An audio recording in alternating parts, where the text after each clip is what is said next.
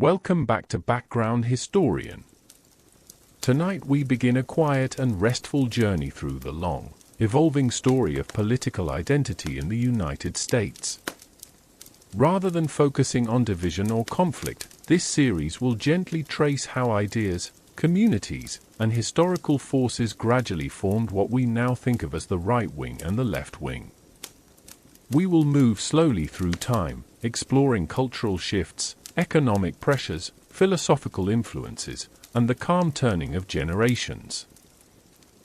As always, this journey is designed to help you relax, unwind, and drift towards sleep while learning softly about the deeper roots of American political life. Part 1.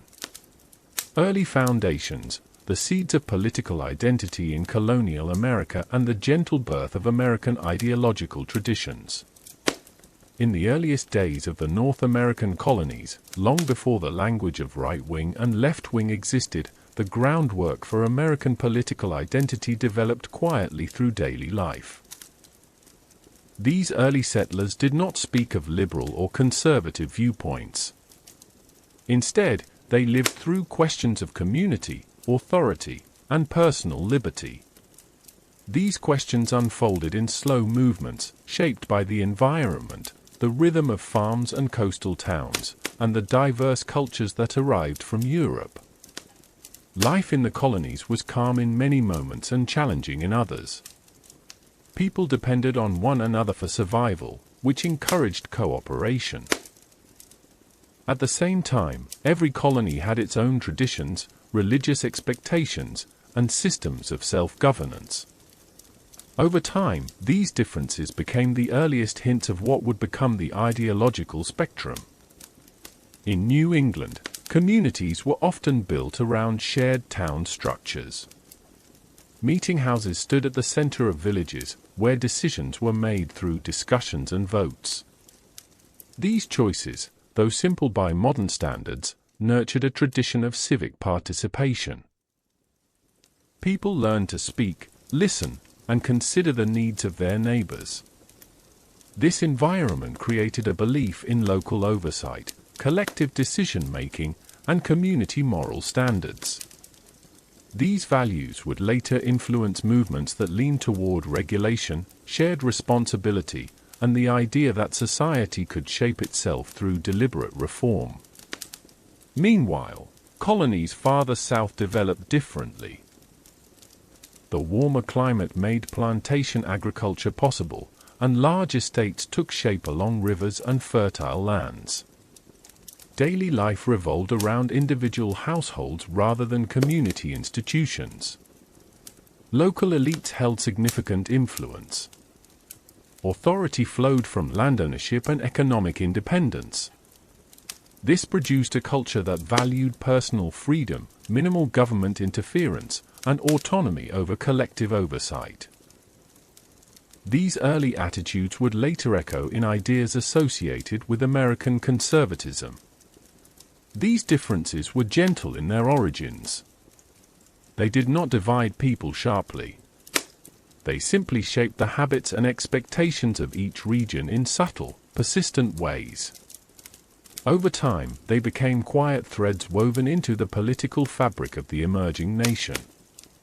Religion also played a steady role in shaping early political identity. In New England, Puritan communities believed strongly in moral order and community responsibility. In the middle colonies, such as Pennsylvania, diverse faiths coexisted, creating a culture of tolerance and personal belief. In the southern colonies, religious life tended to be more individual, with local churches supporting broad values rather than strict communal structures. These patterns influenced how people thought about authority, personal conscience, and the role of institutions in everyday life. Economic life added its own gentle influences. Merchants in coastal towns favored stable currency, predictable trade laws, and a government capable of negotiating treaties and protecting shipping. Farmers in rural areas valued autonomy and preferred minimal interference from any distant authority. These preferences were not yet political positions, but they shaped the future ideological landscape as people responded to the practical realities of their lives. By the mid-1700s, the colonies were a mosaic of traditions. Some communities embraced collective decision-making and saw government as a tool for shaping society. Others favored personal independence and believed that individuals flourished with limited oversight. These views existed in balance, not as opposing forces, but as different ways of living within the same broad land. The American Revolution added new layers to these early attitudes. When colonial leaders came together to resist British influence, they were driven by a shared belief that political power should be accountable to the people. Yet even within this shared mission, subtle differences became clear. Some revolutionaries believed strongly in the importance of local control and feared centralized authority. Others believed that strength and survival required a capable federal structure. These early disagreements foreshadowed later divisions between political ideologies. During the years leading up to the Revolution, newspapers and pamphlets gently spread ideas across the colonies. Writers debated questions that would later become central to American life. What should the balance be between liberty and order? How much authority should a government have? What responsibilities should citizens carry? People discussed these matters quietly in taverns, meeting houses, and private homes. These conversations were not framed as left-wing or right-wing. They were attempts to understand the world and build a new society. The revolution itself brought people together, but it also gave rise to political identities that would continue to evolve long after independence. When the new nation sought to create a government, the Constitutional Convention became a calm but firm conversation about competing visions. Some delegates believed in strong centralized authority to ensure stability and national unity. Others worried that too much centralized power could threaten personal freedoms. Although these tensions would later evolve into more clearly defined ideological wings, at this early stage they were simply reflections of different experiences and expectations. People were shaped by the land they lived on, the work they performed, and the community structures that guided daily life. After independence, as the young nation took form, the first political factions began to appear. The Federalists leaned toward a strong central government to guide economic growth and foreign relations. The Democratic Republicans emphasized states' rights, agricultural life, and personal independence. These distinctions formed slowly, almost gently, through speeches, letters, and editorials. They were the first steps toward what would eventually become the American ideological spectrum. But the idea of left-wing and right-wing politics had not yet taken shape. That language would arrive much later, borrowing from European political traditions. For now, the United States was simply learning how to express competing ideas peacefully, developing a political culture that allowed disagreement without dissolution. By the time the 19th century approached, the basic patterns were quietly in place. Different regions of the country valued different forms of authority. Some looked to government as a means of improving society. Others looked to individuals and local communities to guide their own path. These early currents formed the gentle, foundational layers of what would one day become modern American left-wing and right-wing thought. Before that transformation, however, the nation would pass through profound changes, new challenges, and debates that shaped the country's identity at every turn. In the next part of the series, we will move softly into the early national period, exploring how the first political parties took shape and how their ideas reflected deeper cultural rhythms across the growing country. Part 2. The Early Republic, Calm Growth, First Parties, and the Gentle Formation of American Ideological Currents. As the young United States stepped into its earliest decades, the country felt like a broad landscape slowly waking from a long night. The revolution had ended, the Constitution had been signed, and 13 states were learning how to share power, responsibility, and identity. Life across the new nation unfolded at a steady pace. Farmers tended their fields. Merchants opened shop along quiet harbor streets. Families built their homes on the expanding frontier. But beneath this gentle rhythm, deeper political ideas began to take shape.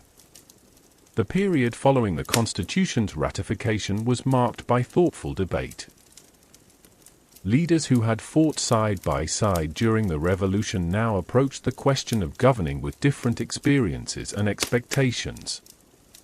These differences formed the first political parties in American history. Although the language of left-wing and right-wing still did not exist, the seeds of what would one day become opposing ideological wings grew quietly in these foundational years. George Washington served as the country's first president, and he did so with a deep desire for harmony. He hoped to avoid divisions, preferring unity over faction.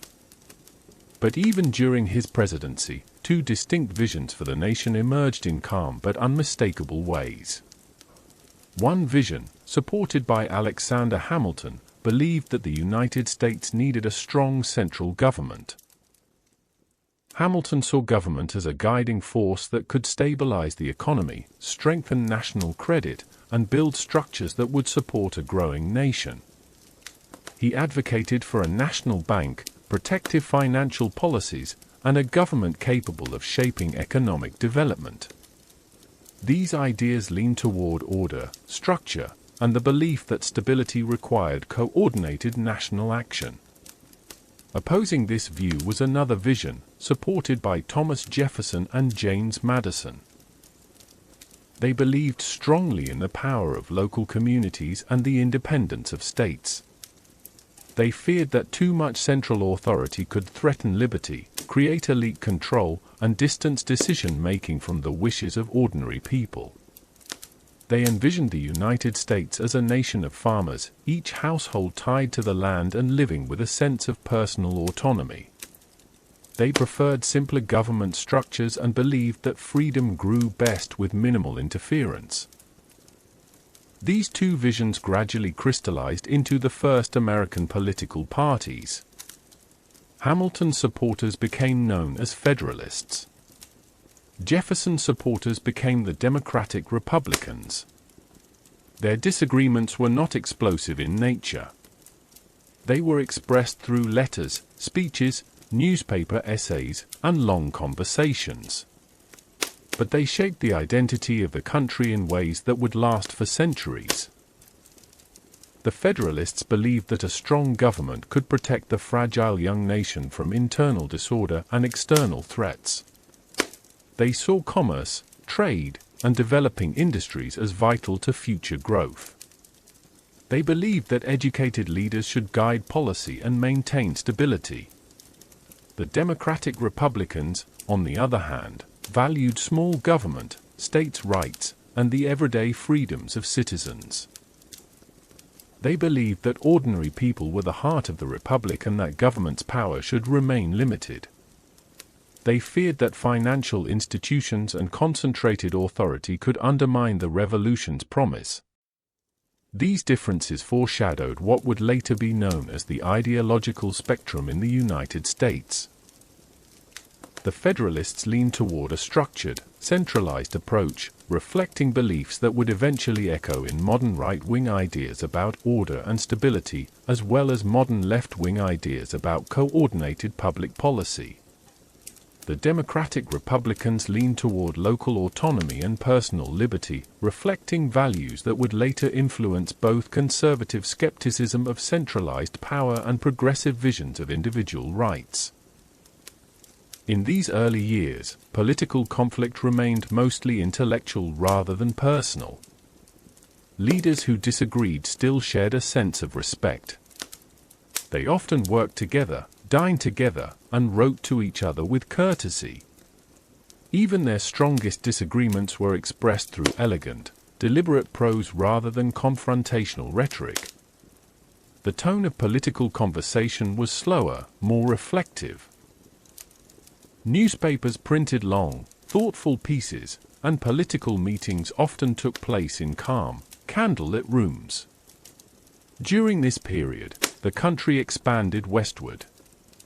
New territories opened up, drawing settlers who sought land, opportunity, and fresh starts. Life on the frontier shaped new political attitudes. People living far from eastern cities valued independence and distrusted distant authority. Their experiences reinforced ideas about personal responsibility and local governance. These observations, expressed quietly in homes and community gatherings, added new layers to the growing ideological landscape. Meanwhile, in growing coastal cities like Boston, Philadelphia, and New York, merchants and professionals favored stability and strong economic policy. They wanted a government capable of regulating commerce, protecting shipping routes, and encouraging investment. These priorities gently strengthened the Federalist viewpoint. The contrast between frontier life and urban life reflected deeper differences that would later shape American politics, the balance between local independence and national coordination. Religion also influenced early political identity. Many communities valued moral guidance and saw government as one means of supporting ethical order. Others believed strongly in separating religious and civil life. These differing perspectives shaped debates about public virtue, community responsibility, and the role of institutions. Washington's presidency ended with a quiet but meaningful message. In his farewell address, he warned against the dangers of political faction. He urged citizens to stay united and avoid allowing ideological differences to divide the country. His advice reflected a belief in harmony over partisanship. Yet even as he spoke these words, the first-party systems were already firmly in place. After Washington, John Adams became president, representing the Federalist view. His presidency deepened the divisions between Federalists and Democratic Republicans. International pressures, particularly tensions with France, created debates about national security, personal liberty, and the reach of government. The controversial Alien and Sedition Acts added new layers of concern and deepened disagreements over free expression and governmental power. These debates stirred public thought. People began discussing not only who should govern, but how much authority the government should hold. Calm conversations in taverns, meeting houses, and around home fireplaces reflected deeper concerns about the country's identity. Jefferson's election in 1800 marked a gentle shift. Often called the Revolution of 1800, it demonstrated that political power could change hands peacefully. Jefferson's leadership reflected his belief in smaller government and rural values. Under his presidency, the nation purchased the Louisiana Territory, expanding westward and prompting new questions about how the growing land would shape American governance. Throughout this period, political ideas evolved slowly. Ordinary citizens shaped their beliefs through experience rather than ideology. Farmers considered how taxes affected their land. Merchants considered how trade shaped their businesses. Ministers reflected on moral questions. Newspapers shared both praise and criticism. Through all of this, Americans refined their views about authority, community, and freedom. By the time the War of 1812 arrived, the early party system was shifting. The Federalist Party declined after the war, while the Democratic Republicans expanded and diversified. Yet beneath this shift, the same gentle tensions remained: central authority versus local independence, tradition versus reform, order versus individual freedom. These early years left a lasting imprint on American political identity. Although people did not yet speak of right-wing and left-wing politics, the foundational themes were already present. The stage was set for new movements, new divisions, and new interpretations of the American experiment. In the next part of this series, we will move softly into the decades that followed the War of 1812, exploring how economic change, westward expansion, and cultural transformation continued shaping the country's ideological wings. Part 3. Expansion, reform, and quiet dividing currents, the growth of ideological identity in early to mid-19th century America.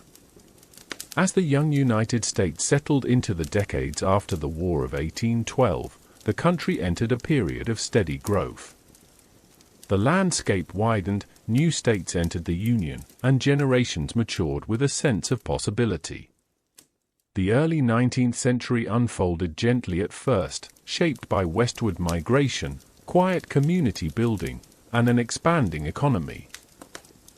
Yet beneath these calm movements, ideological currents deepened and became more distinct. The political identity of the United States was beginning to stretch into clearer patterns that would later resemble the left-wing and right-wing ideas of modern times. During these decades, the country expanded its boundaries significantly. Families moved into new territory seeking fertile land, open skies, and the chance to start lives shaped by their own choices. Life on the frontier was slow and demanding. People depended on resourcefulness and personal independence. This daily reliance on self-sufficiency strengthened beliefs in local decision-making, limited government oversight, and community-based problem-solving. These values mirrored earlier attitudes and would eventually become recurring themes in conservative thought. Meanwhile, life in the eastern cities was changing rapidly. Ports buzzed with trade. Factories hummed as the Industrial Revolution reached American shores. New inventions and technologies altered the pace of daily life. Urban centers became places of opportunity, education, and cultural exchange. People who lived in these growing cities saw the benefits of coordinated policies, organized labor, and infrastructure investment. They believed government could help improve society, ensure fair working conditions, and support public growth. These views reflected early versions of what would one day be considered left-leaning ideas. Although these shifts were gradual, they shaped communities and influenced political beliefs. The differences were not expressed in harsh terms. They grew organically from the different realities people experienced. A farmer living in a quiet valley valued the freedom to make decisions without interference. A factory worker in a busy city valued fair rules that could protect health, wages, and safety. Both perspectives grew from lived experience rather than ideology. Political parties during this period also evolved. After the decline of the Federalist Party, the Democratic Republicans splintered into new factions. The Democratic Party, led by figures such as Andrew Jackson, emerged with a message rooted in individual liberty, suspicion of centralized power, and support for rural communities.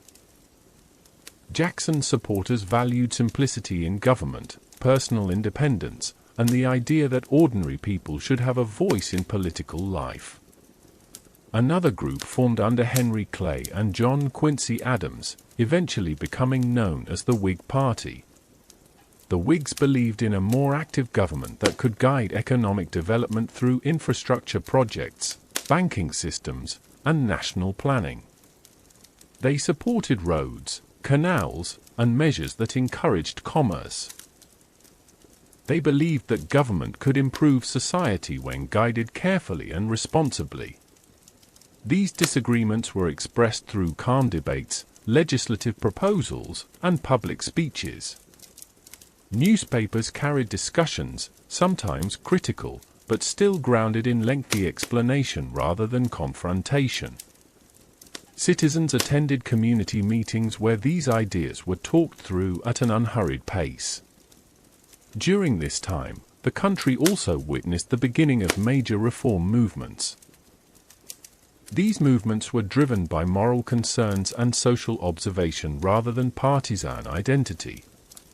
Reformers gathered in small groups, meeting in quiet rooms lit by candles. They spoke softly about improving education, expanding access to voting, addressing labor conditions, and promoting abolition of slavery. These conversations introduced a new dimension to political thought. People who supported reform often believed that society had a responsibility to address injustices.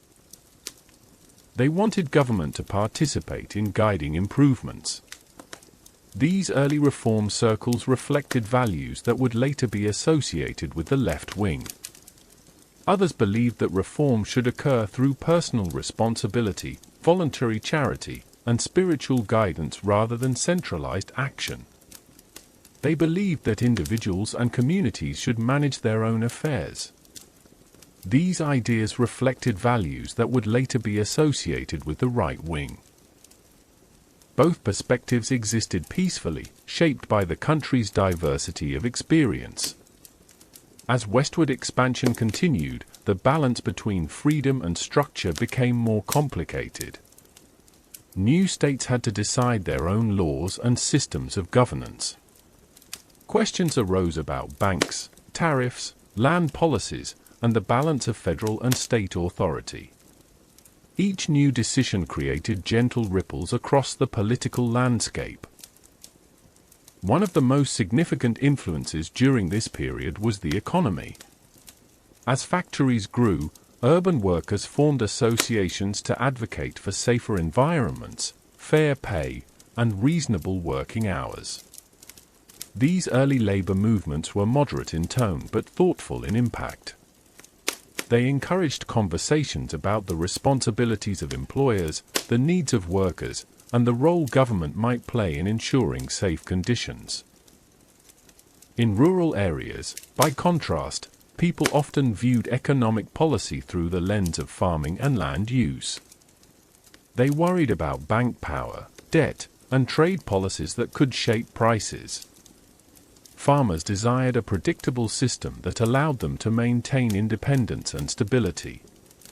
Their concerns strengthened support for political messages that focused on local control and wary attitudes toward distant authority. Religion, too, continued to play a quiet influence in political viewpoints. The Second Great Awakening swept through churches and meeting houses. The movement encouraged personal faith, moral responsibility, and community action.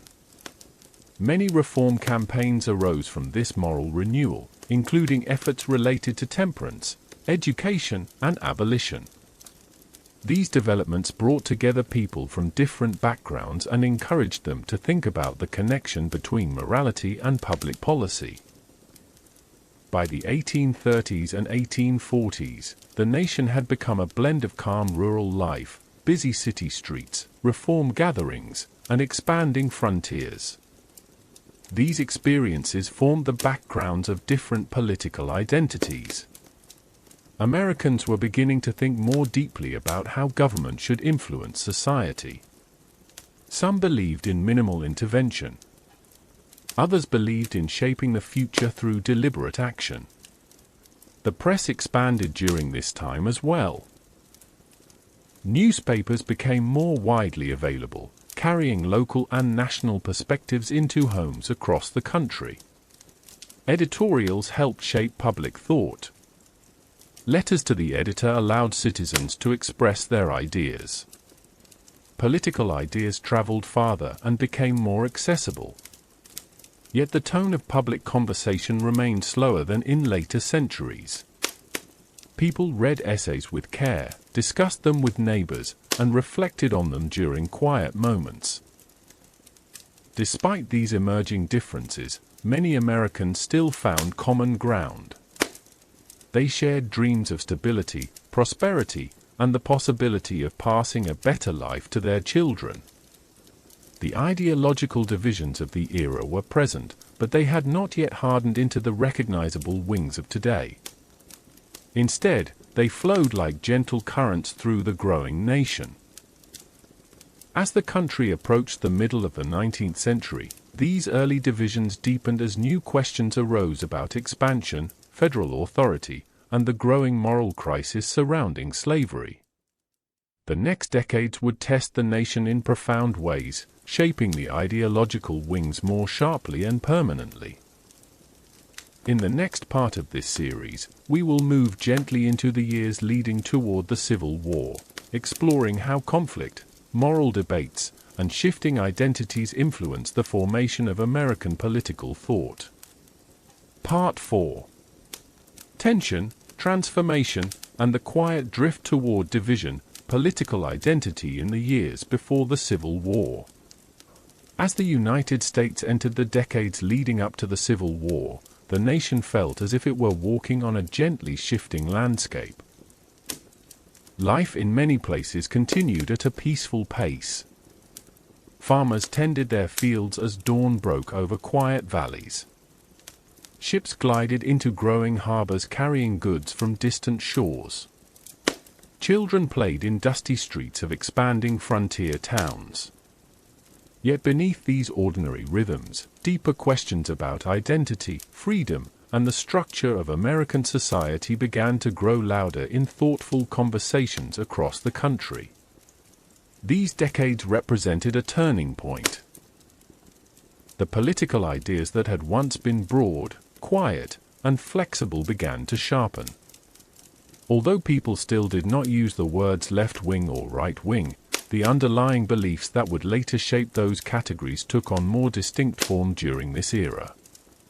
The transformation happened gradually, shaped by events, personal convictions, and the expanding complexity of the United States. One of the most important forces during this period was westward expansion. Each time settlers crossed a new river, pushed through a forest, or built homes in a distant plain, the nation encountered fresh questions about governance. How should new states be organized?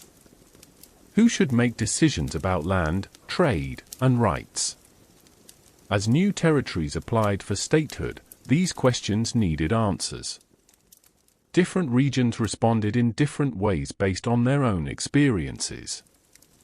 In the North, industrialization continued to accelerate. Factories produced textiles, tools, and machinery. Railroads stretched outward like long, slow-moving lines across the countryside. With these developments came a new class of workers who lived in busy towns and cities. They formed associations, read newspapers that discussed working conditions, and participated in community efforts to improve local life. Many believed government had a role in shaping a fair society. They supported policies that encouraged education, infrastructure, and regulated commerce. These ideas gently moved toward what future generations might call left-leaning tendencies. In the South, life remained closely tied to agriculture. Large plantations played a central role in the economy. Rural communities valued independence, personal responsibility, and minimal government interference. They believed strongly in the rights of states to make their own decisions. These views aligned with early conservative tendencies, emphasizing tradition, local authority, and individual autonomy.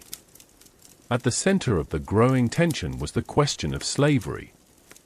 While the moral, social, and human dimensions of this issue were profound, the political dynamics unfolded gradually, shaping the ideological wings in ways that would influence American identity far beyond the 19th century. Many people in the North, influenced by reform efforts and religious movements, began to express moral concerns about slavery. Abolitionists formed societies, printed pamphlets, and held quiet meetings in churches.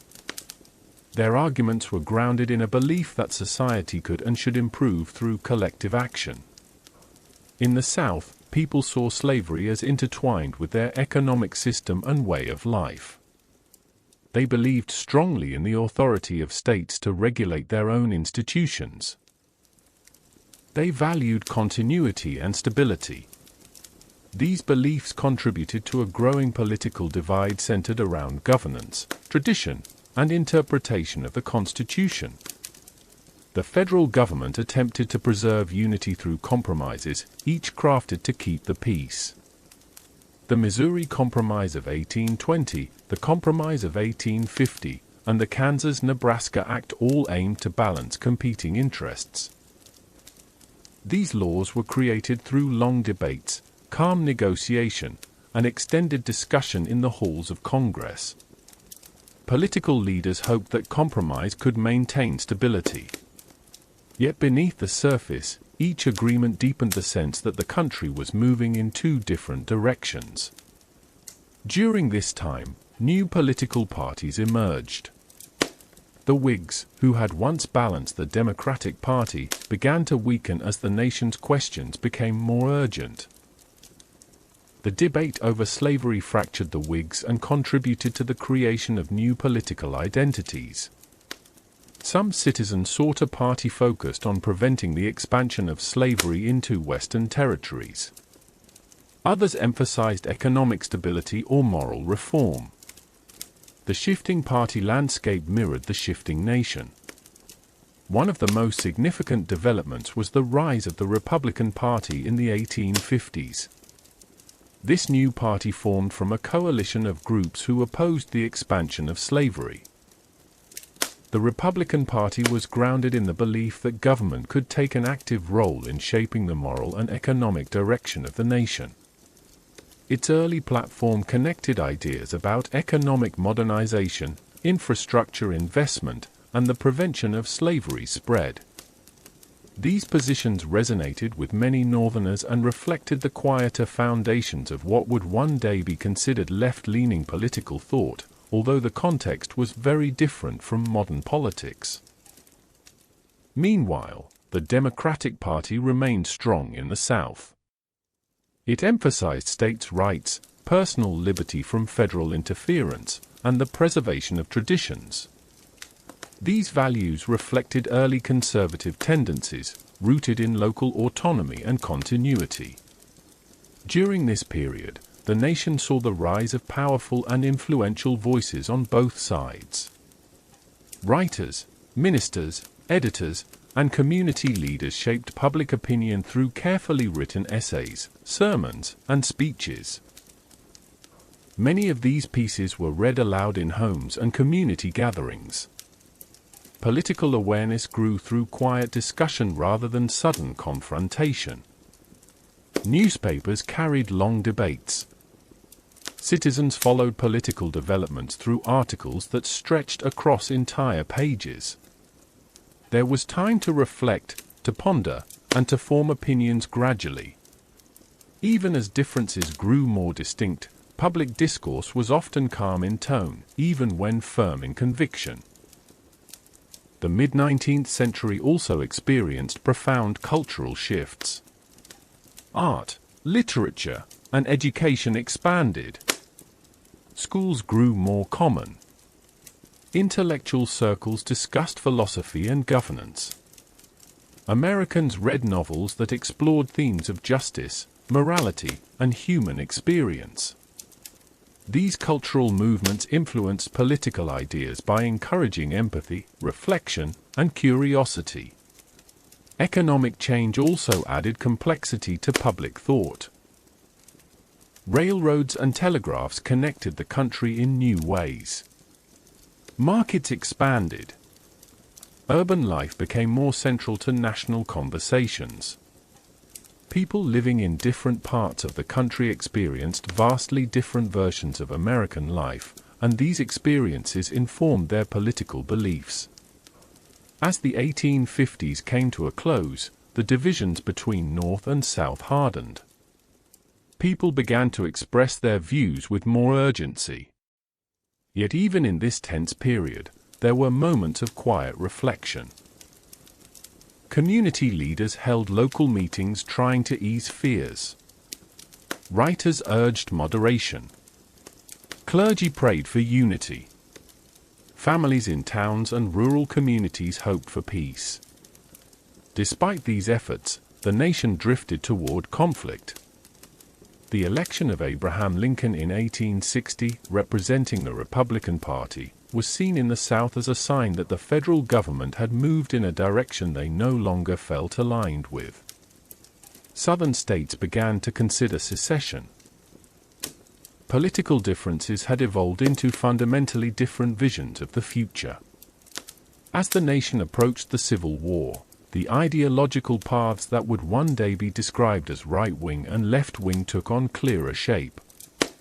One side believed strongly in the preservation of tradition, the autonomy of states, and limited federal power.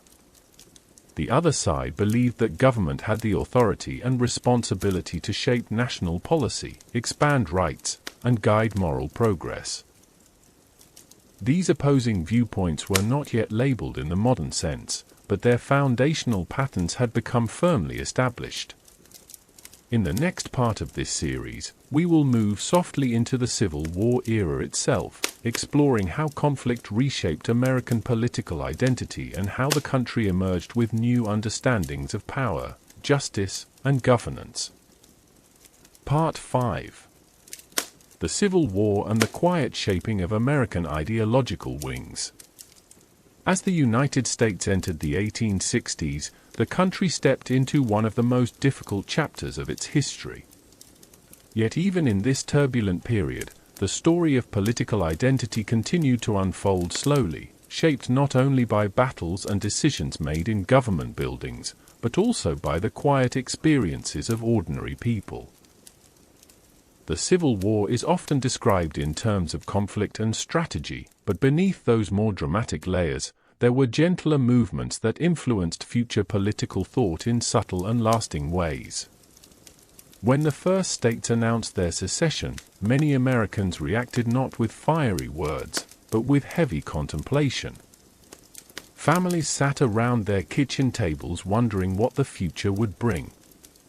Ministers spoke softly in crowded churches about unity and moral responsibility. Farmers paused in their fields, listening to distant news carried by riders who traveled from town to town. The atmosphere was filled with uncertainty, but also with reflection. People understood that the country was facing a profound test, one that would shape not only the immediate years, but also the ideological character of the nation for generations. At this time, ideas that would later form the basis for right-wing and left-wing thought became more defined. The South believed strongly in states' rights, local autonomy, and the preservation of long-standing social structures. These values aligned with early conservative tendencies. The North, led by the Republican administration of Abraham Lincoln, believed the federal government had the authority to limit the expansion of slavery and preserve the Union. These ideas leaned toward an early form of centralized governance that would influence future left-leaning thought, although in a very different historical context. Life on the home front shaped political beliefs just as much as the decisions made in government. In the South, rural families continued their routines under difficult circumstances. Women managed farms while men were away. Communities relied on familiar traditions and local leadership. These experiences reinforced values of independence, continuity, and limited federal oversight. In the North, industrial production increased.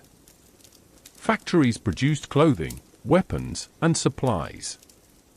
Workers lived in growing towns, reading newspapers that discussed national policy, emancipation, and the progress of the war. For many, this environment strengthened beliefs in coordinated effort, federal responsibility, and the need for structured systems capable of managing large-scale challenges. Political debates during the Civil War were not always loud. They often took place in quiet settings. Soldiers gathered around campfires discussing the purpose of their service. Leaders wrote long, thoughtful letters to each other. Citizens exchanged views in peaceful conversations during visits to local markets. The pace of communication was still slow, which allowed ideas to settle gently rather than rush from one extreme to another. One of the most significant moments in this era was the Emancipation Proclamation.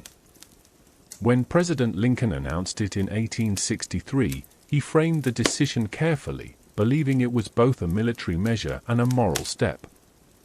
The proclamation itself was short, but the conversations it sparked were long and reflective. People discussed the meaning of freedom, the role of government in shaping society, and the responsibilities of a nation in times of change. These discussions influenced the ideological foundations of the country in a lasting way. The North began to see government as a force capable of guiding moral progress. This belief would later influence left-leaning movements that supported equality, civil rights, and federal social programs. The South, experiencing the changes with a deep sense of disruption, strengthened its commitment to local control and skepticism of centralized power. These beliefs would later influence conservative traditions emphasizing limited government and the preservation of community life. During the war, Congress passed several pieces of legislation that shaped future political expectations. The Homestead Act opened land for settlers, encouraging westward growth. The Pacific Railway Act supported the construction of a transcontinental railroad. The Morrill Act funded agricultural colleges. These laws demonstrated how government could take an active role in development. They quietly introduced the idea that federal policy could shape economic and educational opportunities. These initiatives reflected early versions of beliefs that would later align with left-wing support for public investment. Meanwhile, Southern leaders believed that each state should navigate its own economic decisions and cultural structures without federal intervention. These values aligned with future right-leaning ideas about state sovereignty and personal autonomy. The circumstances of war hardened these positions, but their origins came from deeper traditions that had existed long before conflict began. Life for soldiers on both sides was a blend of hardship and quiet reflection.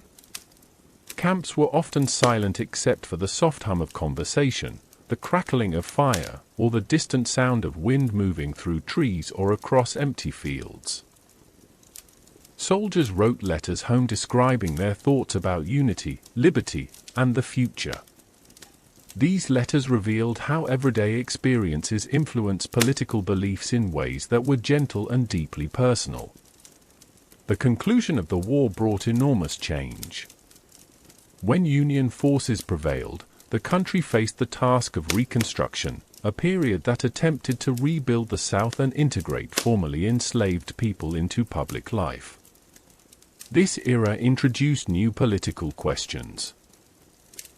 What rights should be guaranteed? How should states be readmitted?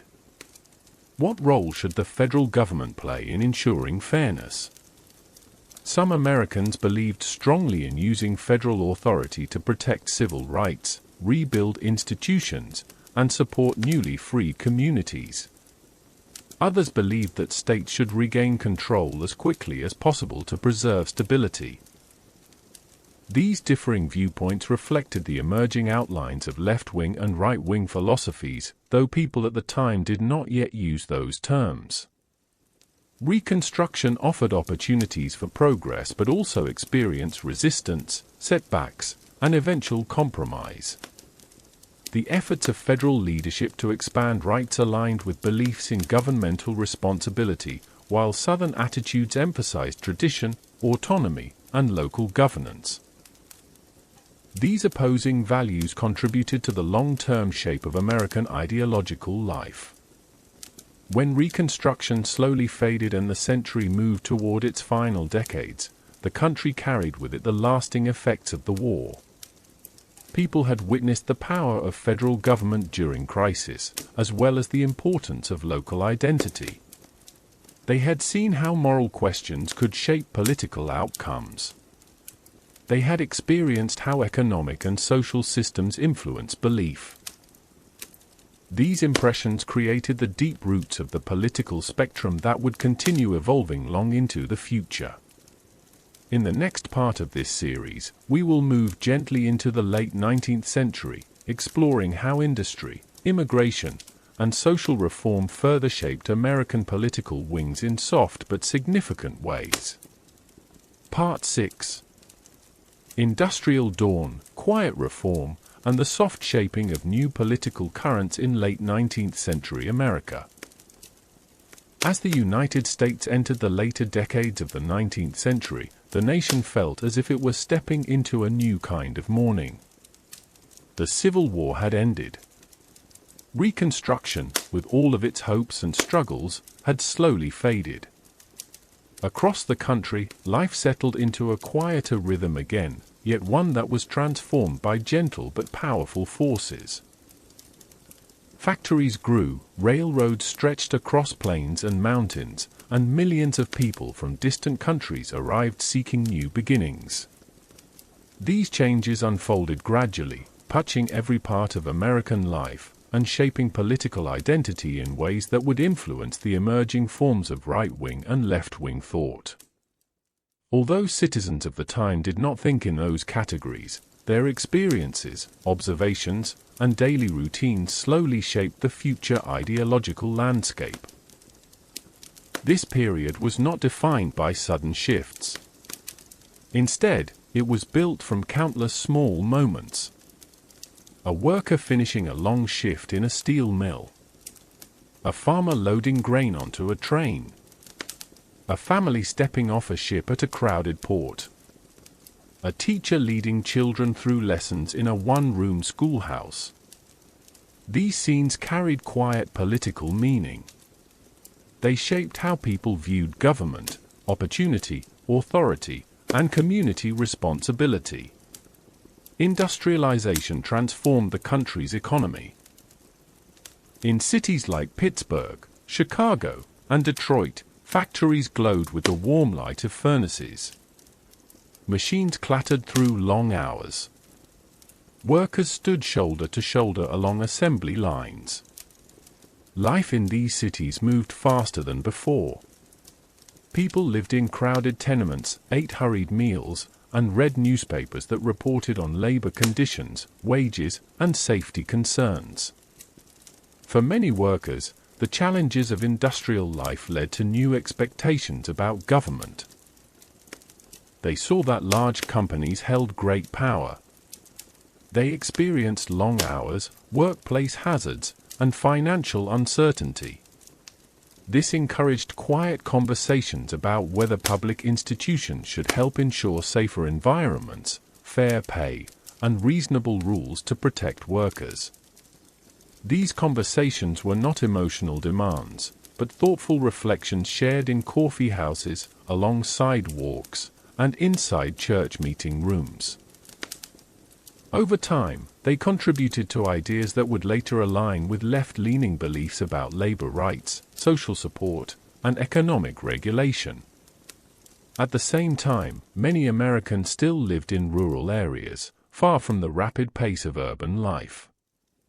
Farmers in the Midwest and Great Plains rose before sunrise to tend to their fields. They watched seasons change slowly and relied heavily on personal skill and family cooperation. Their livelihoods were deeply connected to land, weather, and local community habits.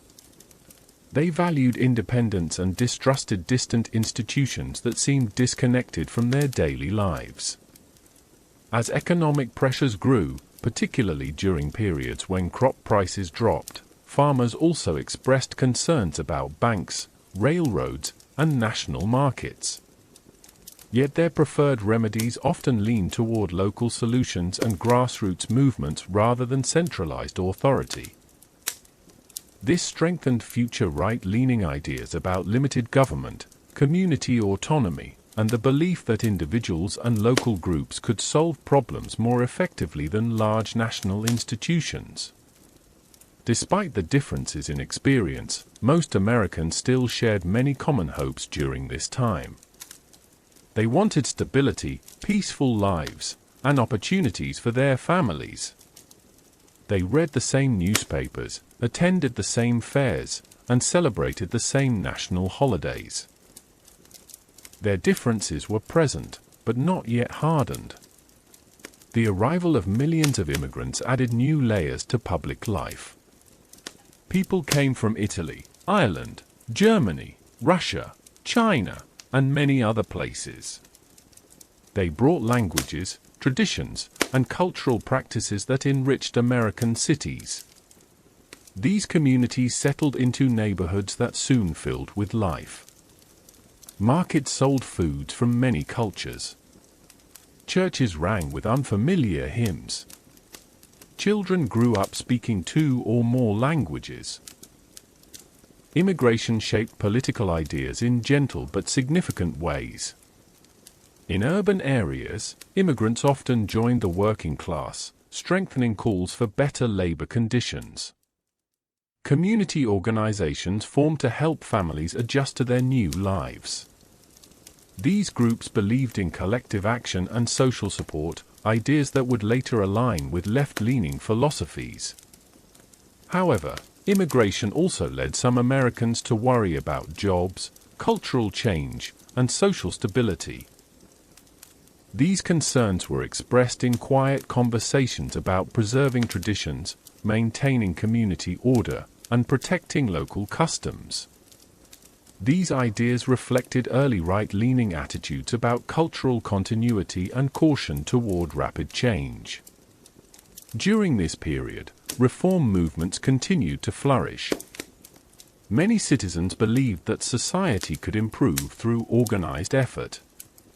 Reformers gathered to discuss temperance, education, child labor, public health, and government corruption.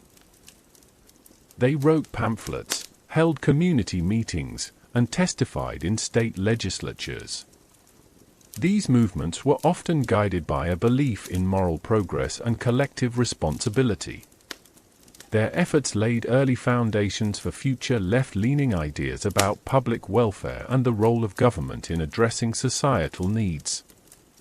At the same time, business leaders and industrialists shaped their own philosophies. They believed that economic growth depended on innovation, competition, and personal initiative. They argued that government should limit its involvement in economic matters to allow the private sector to thrive. These beliefs supported emerging right-leaning ideas about free markets, limited regulation, and the role of individual achievement. Both views were influenced by the realities of the time. Neither emerged from confrontation. They grew from the calm, steady experiences of daily life. One of the most significant developments of the era was the rise of labor unions. Workers began organizing to protect their rights and improve their conditions. These unions held peaceful meetings, wrote letters to employers, and eventually organized strikes. Their goal was not conflict, but fairness. They believed that collective action could create a more stable society. The growth of unions contributed to future left-leaning support for workers' rights, collective bargaining, and public regulation of industry. Meanwhile, rural communities developed their own movements.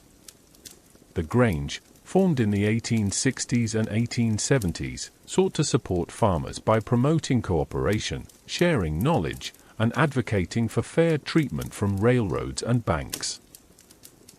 Although the Grange prioritized community support rather than government intervention, it occasionally supported policies that protected rural interests.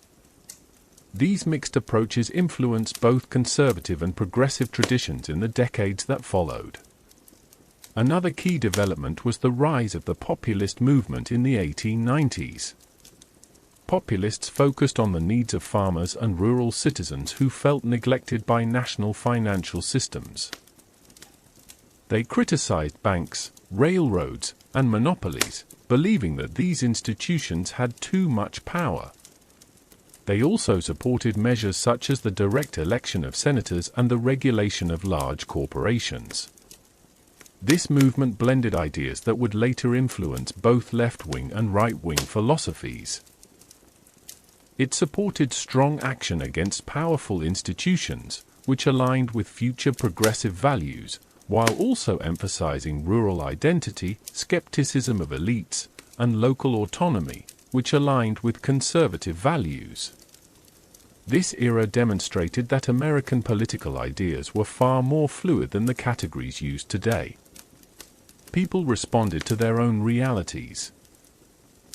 Urban workers, rural farmers, new immigrants, business leaders, teachers, and reformers all shaped the ideological landscape in quiet, steady ways.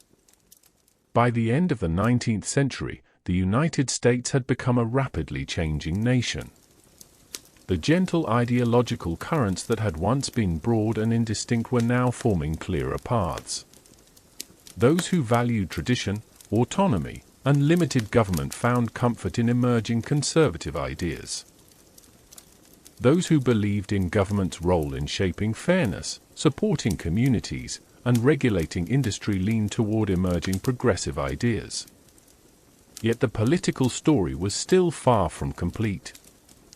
The 20th century would bring dramatic shifts in economics, society, and global relations, all of which would reshape the future of right-wing and left-wing politics. In the next part of this series, we will move softly into the early 20th century, exploring how industrial consolidation, social reform, and global conflict continued shaping American political identity in calm but powerful ways. Part 7.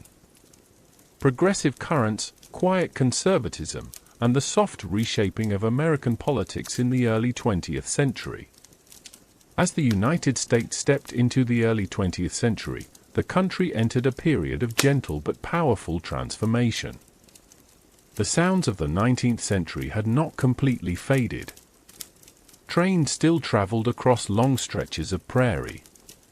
Farmers still rose before dawn to tend to their land. Factories continued their steady rhythm in cities glowing with electric light.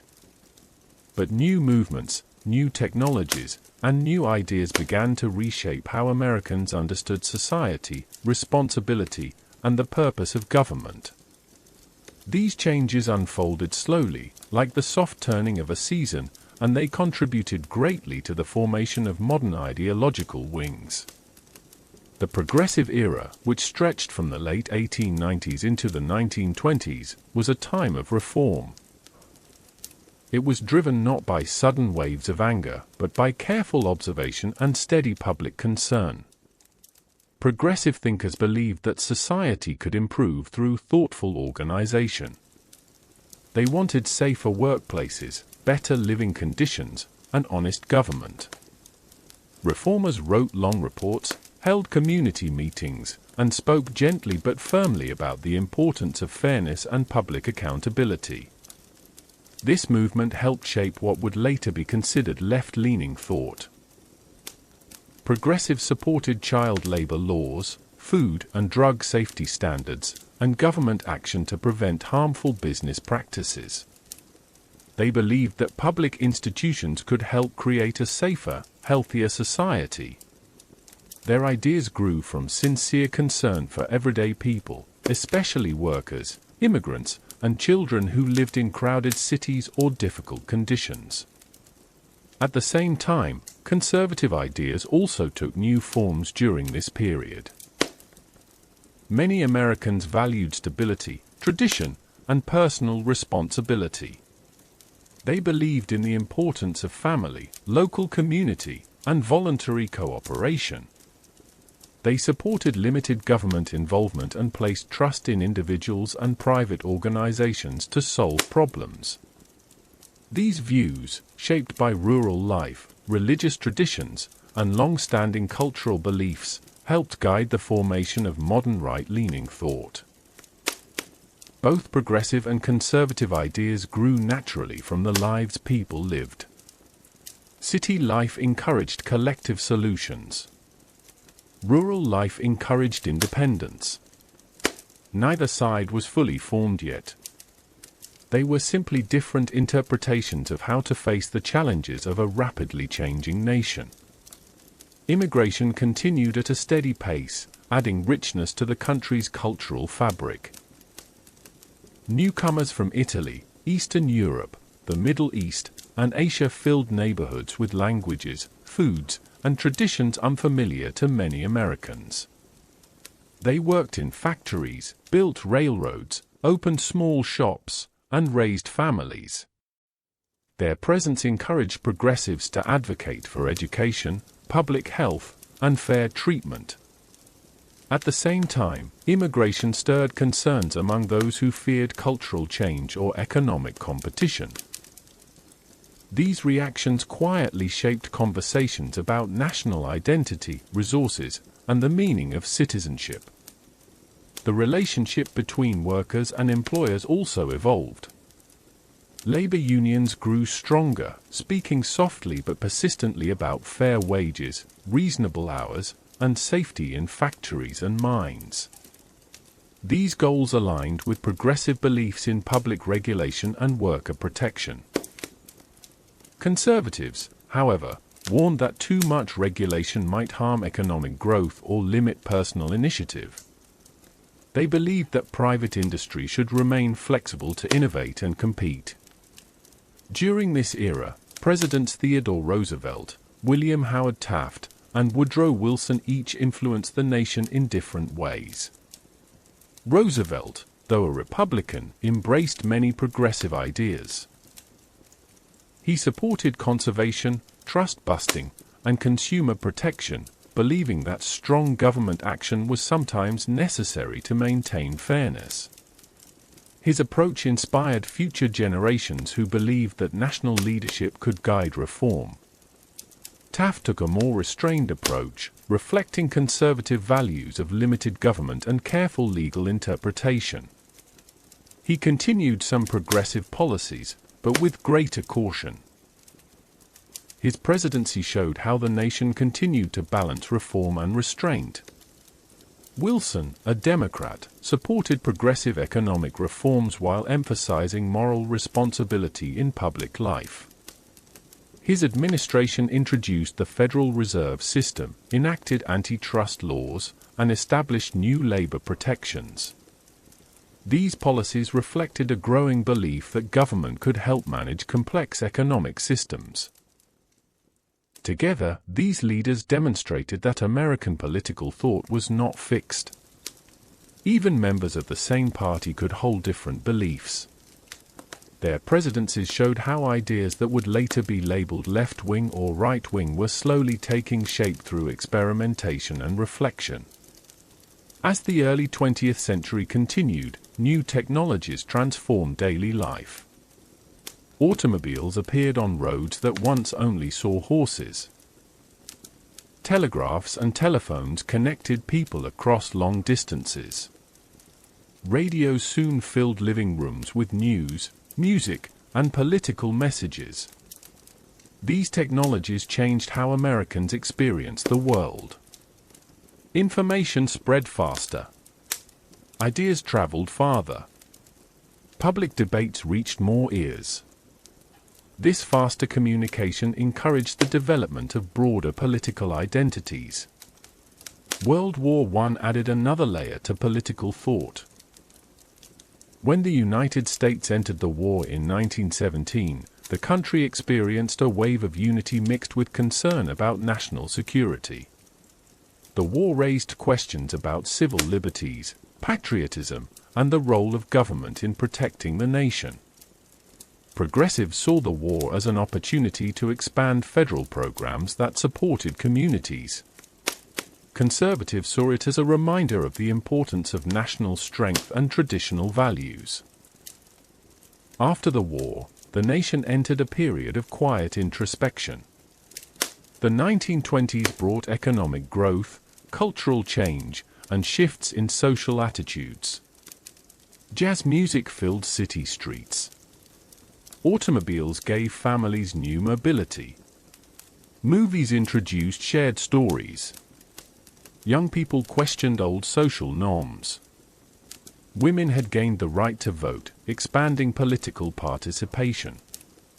Progressives welcomed many of these changes, believing they represented social evolution. Conservatives viewed some changes with caution, wanting to maintain familiar moral and cultural frameworks. These differing reactions widened the gap between emerging ideological wings. The Great Migration also reshaped political life. African Americans moved from the rural South to northern cities in large numbers. They sought better opportunities and greater safety. Their arrival influenced labor markets, cultural life, and political conversations. Communities adapted in different ways. Progressives supported measures that promoted civil rights and housing reform. Conservatives emphasized stability, property concerns, and local traditions. Despite these growing differences, Americans continued to share many hopes. They wanted peaceful communities, meaningful work, and a stable society. Their political identities reflected attempts to protect these values in the face of rapid change. Toward the end of the 1920s, signs of economic strain appeared. Markets fluctuated. Banks worried about loans. Families concerned themselves with savings and job security. As the decade drew to a close, the country unknowingly approached the Great Depression, a crisis that would reshape political identity more profoundly than almost any period before or after. By the end of the Progressive era and the early 20th century, the ideological foundations of American politics had quietly solidified. Those who favored public regulation, social reform, and economic oversight moved toward what would later become the left wing. Those who prioritized tradition, limited government, and individual responsibility moved toward what would later become the right wing. The distinctions were clearer, but still not rigid. Americans continued to interpret political ideas through the lens of personal experience. In the next part of this series, we will enter the Great Depression and New Deal era, exploring how economic crisis accelerated the development of left-leaning and right-leaning ideologies in gentle but powerful ways. Part 8. The Great Depression, the New Deal, and the quiet solidification of American left and right thought. As the 1920s came to a close, the United States drifted quietly toward one of the most challenging chapters in its history. The Great Depression descended slowly at first, like a shadow that crept across the landscape before anyone realized the extent of its reach. The stock market crash of 1929 is often remembered as a sudden event, but for ordinary families across the country, the experience unfolded in a more gradual, almost hushed way. At first, there were small signs. A neighbor lost a job. A shop closed earlier than expected. A factory reduced its hours. These quiet disruptions spread steadily, shaping the political beliefs of millions of Americans. As the Depression deepened, breadlines formed in cities. Farmers struggled as crop prices fell. Families gathered around radios in the evening, listening to reports of economic hardship with a mix of concern and hope. This collective experience brought questions about the role of government into sharper focus than ever before. The two broad ideological tendencies that had been developing for decades began to take clearer, more defined forms. Many Americans looked to the federal government for help. They hoped for programs that could provide stability and support. Others believed that government assistance risked weakening personal responsibility and altering the country's traditional balance of power. These differing responses quietly strengthened the foundations of what would later be recognized as left-wing and right-wing political thought. When Franklin Delano Roosevelt became president in 1933, he brought with him a sense of calm reassurance. His voice carried warmth and steadiness through his radio addresses, known as fireside chats. Families gathered in living rooms to hear him speak slowly and carefully about recovery, relief, and reform. Roosevelt believed that government could guide the nation out of crisis through deliberate action. His administration introduced the New Deal, a collection of programs designed to support the unemployed, stabilize financial institutions, and rebuild the economy. The New Deal represented a significant shift in American political philosophy. For the first time, the federal government played a central role in providing economic and social assistance on a national scale. Agencies such as the Civilian Conservation Corps, the Works Progress Administration, and the Tennessee Valley Authority employed millions of people. These programs built roads, bridges, parks, and public buildings. They brought electricity to rural regions and provided relief to struggling families. This era deeply influenced the development of left-leaning political thought. Many Americans saw the New Deal as evidence that government could improve lives, reduce suffering, and create opportunities. They believed that public institutions had a responsibility to address inequality, support workers, and protect vulnerable communities. These ideas formed the basis of modern liberalism, emphasizing collective solutions and structured social programs. At the same time, the New Deal era strengthened conservative beliefs among those who valued limited government, free enterprise, and traditional constitutional boundaries. Many business owners worried that regulations would restrict economic growth. Others believed that government involvement could undermine personal initiative or concentrate too much power in Washington.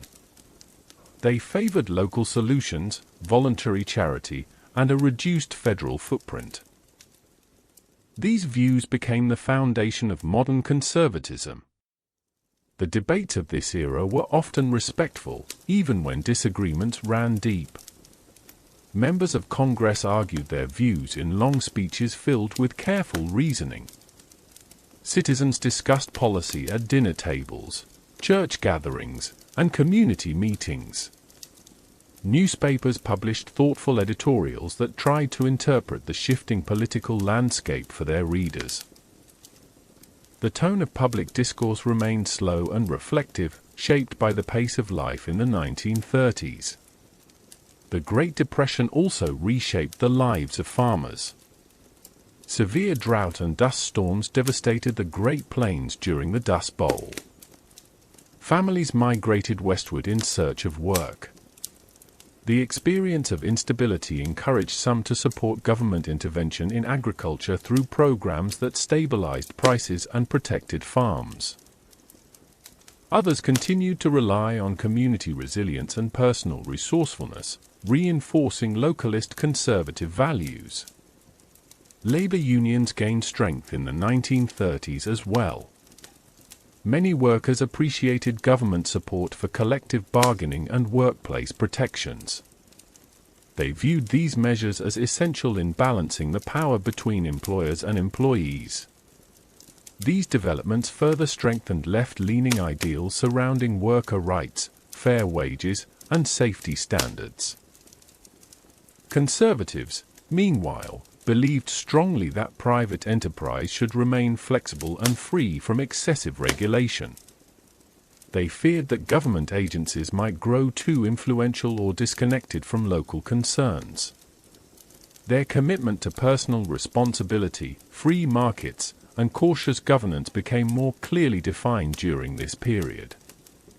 Despite these ideological differences, most Americans shared a desire for stability and dignity. Whether supporting government action or favoring limited intervention, people simply wanted security for their families and the promise of a better future. The Depression had taught them the fragility of prosperity and the importance of preparedness. As the economy began to recover in the late 1930s, the United States quietly prepared for another challenge. Tensions in Europe were rising. Reports of conflict overseas reached American households through newspaper headlines and radio broadcasts. Many citizens hoped to remain distant from the conflict, while others believed the United States would eventually need to take a stand. These early discussions reflected ideological tendencies about foreign policy that would continue to shape right-wing and left-wing views in decades to come. When World War II erupted, the country faced new questions about the federal government's role in mobilization, production, and international leadership. Although this war belongs partially to the next chapter of our story, its seeds were planted during the late Depression years.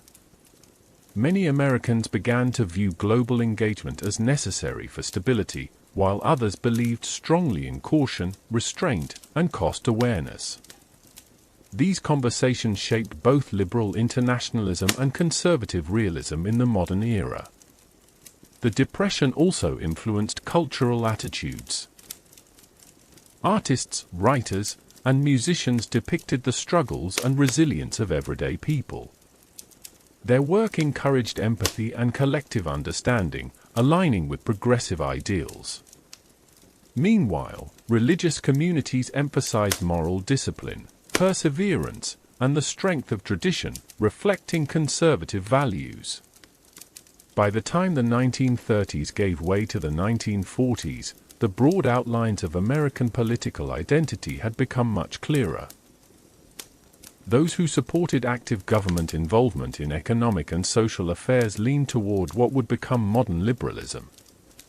Those who emphasized personal responsibility, limited government, and local control leaned toward modern conservatism. Yet these categories were still flexible. People moved between them according to personal experience, regional culture, and generational change.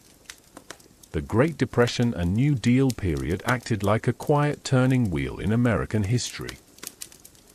It brought clarity to ideological tendencies that had been developing for nearly a century. It gave citizens a shared experience that shaped how they viewed government and society. It deepened conversations about fairness, responsibility, and national purpose. And it laid the groundwork for the major political shifts that would occur in the mid-20th century.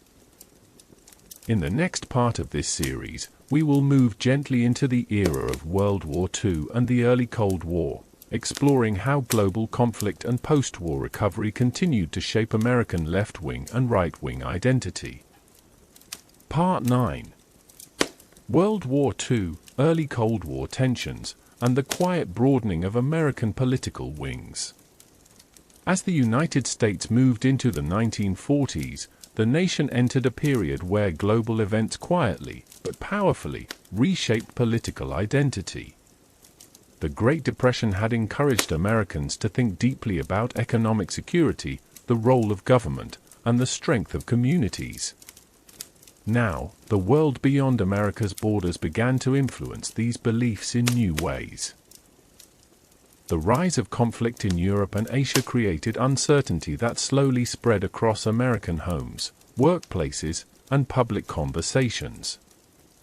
World War II is often discussed in terms of strategy and international alliances, but for many Americans, the experience was felt first in small, gradual changes. Factories that had once been quiet reopened. Workers received notices that new shifts would be scheduled. Families listened to radio news with careful attention. The sounds of the outside world entered living rooms with a sense of seriousness, but also with a quiet determination. When the United States entered the war after the attack on Pearl Harbor, the country mobilized at a pace far greater than anything it had experienced before. Yet for individuals, mobilization still unfolded through gentle steps. Men left home to join the service, saying goodbye in long, reflective moments. Women took on new roles in factories, hospitals, and offices. Children collected scrap metal and planted gardens. The war effort was vast, but most Americans participated in simple, daily acts that supported the nation quietly. These experiences broaden political thought in several ways. Americans saw how strong federal coordination could unite industries, stabilize employment, and support families.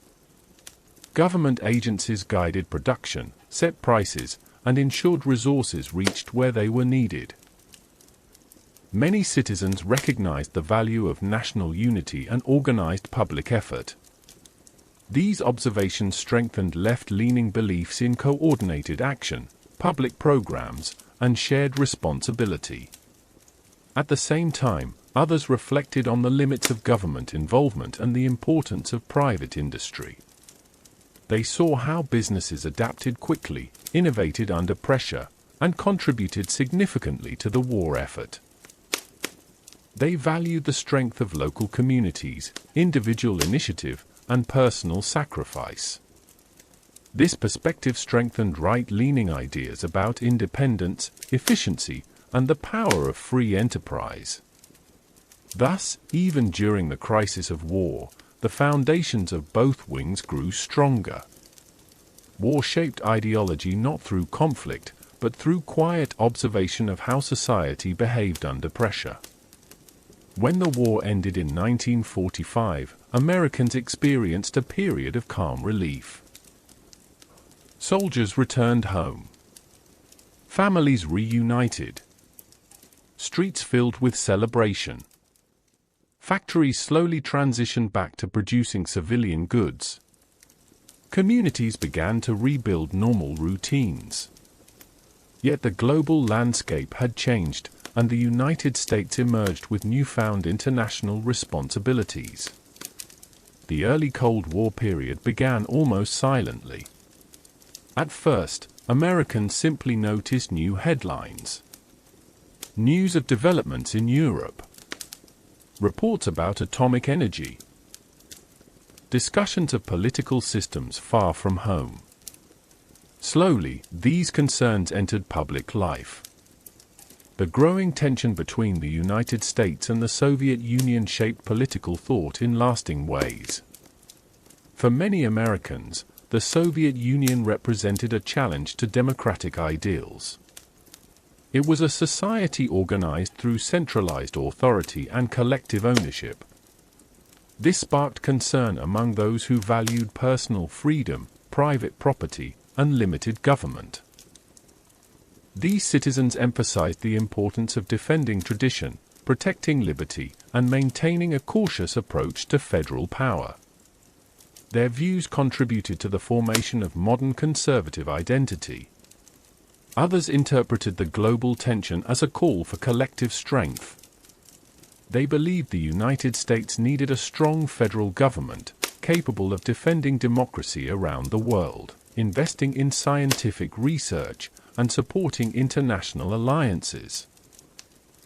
They valued social programs that promoted stability at home, believing that a secure society was essential to national resilience. These ideas contributed to the formation of modern liberal identity. The 1940s and early 1950s also reshaped the country through economic stability and the growth of suburban life. Many returning veterans used the benefits provided by the GI Bill to attend college, learn trades, and purchase homes. Communities expanded outward from cities into wide neighborhoods filled with quiet streets, small lawns, and modest houses. This peaceful setting influenced political beliefs. Families living in these new suburbs often valued traditional social structures, personal responsibility, and community autonomy. Their daily routines revolved around family life, schools, churches, and local businesses. These experiences encouraged conservative thought that emphasized stability and gradual change. Meanwhile, urban centers continued to grow, bringing together diverse groups of workers, students, and immigrants. Cities experienced social activism, union organizing, and cultural innovation. Residents often supported public programs, infrastructure spending, and social reforms that improved community life. These experiences nurtured progressive thought that emphasized equality, public investment, and long-term planning. Both settings shaped American political identity gently, through everyday routines rather than dramatic confrontation. The Cold War intensified these ideological tendencies. Concerns about national security led some Americans to support strong military programs, preparedness, and cautious foreign policy. These priorities aligned with developing conservative ideals. Others believed that the United States should support democracy abroad through diplomacy, cultural exchange, and global cooperation. These priorities aligned with emerging liberal ideals. The early Cold War years also introduced new domestic tensions. Investigations into suspected communist influence raised questions about civil liberties, privacy, and free expression. Conservatives often prioritized national security and vigilance, while liberals emphasized personal rights and the dangers of governmental overreach. These debates further strengthened the distinction between the two wings. At the same time, the country began experiencing new conversations about race. Many African American veterans returned from the war with a renewed belief in equality. They had served their country, and they sought fair treatment at home. Their quiet determination, along with broader social awareness, set the stage for the civil rights movement that would soon shape the 1950s and 1960s. Civil rights would become one of the most influential forces in reshaping American political identity. But in the early Cold War years, the foundations were only beginning to form. Court cases, neighborhood discussions, and peaceful petitions reflected growing hope for change. These developments would soon influence both liberal and conservative thought in ways that would permanently alter the nation's ideological landscape. The end of the 1940s and early 1950s was a moment of transition. The United States had emerged from a global war into a world where scientific progress, economic prosperity, and international responsibility played central roles. Americans were quietly shaping their political beliefs through new experiences, new technologies, and new global pressures. Those who valued structured public action, international cooperation, and expanded social programs leaned more clearly toward modern liberalism.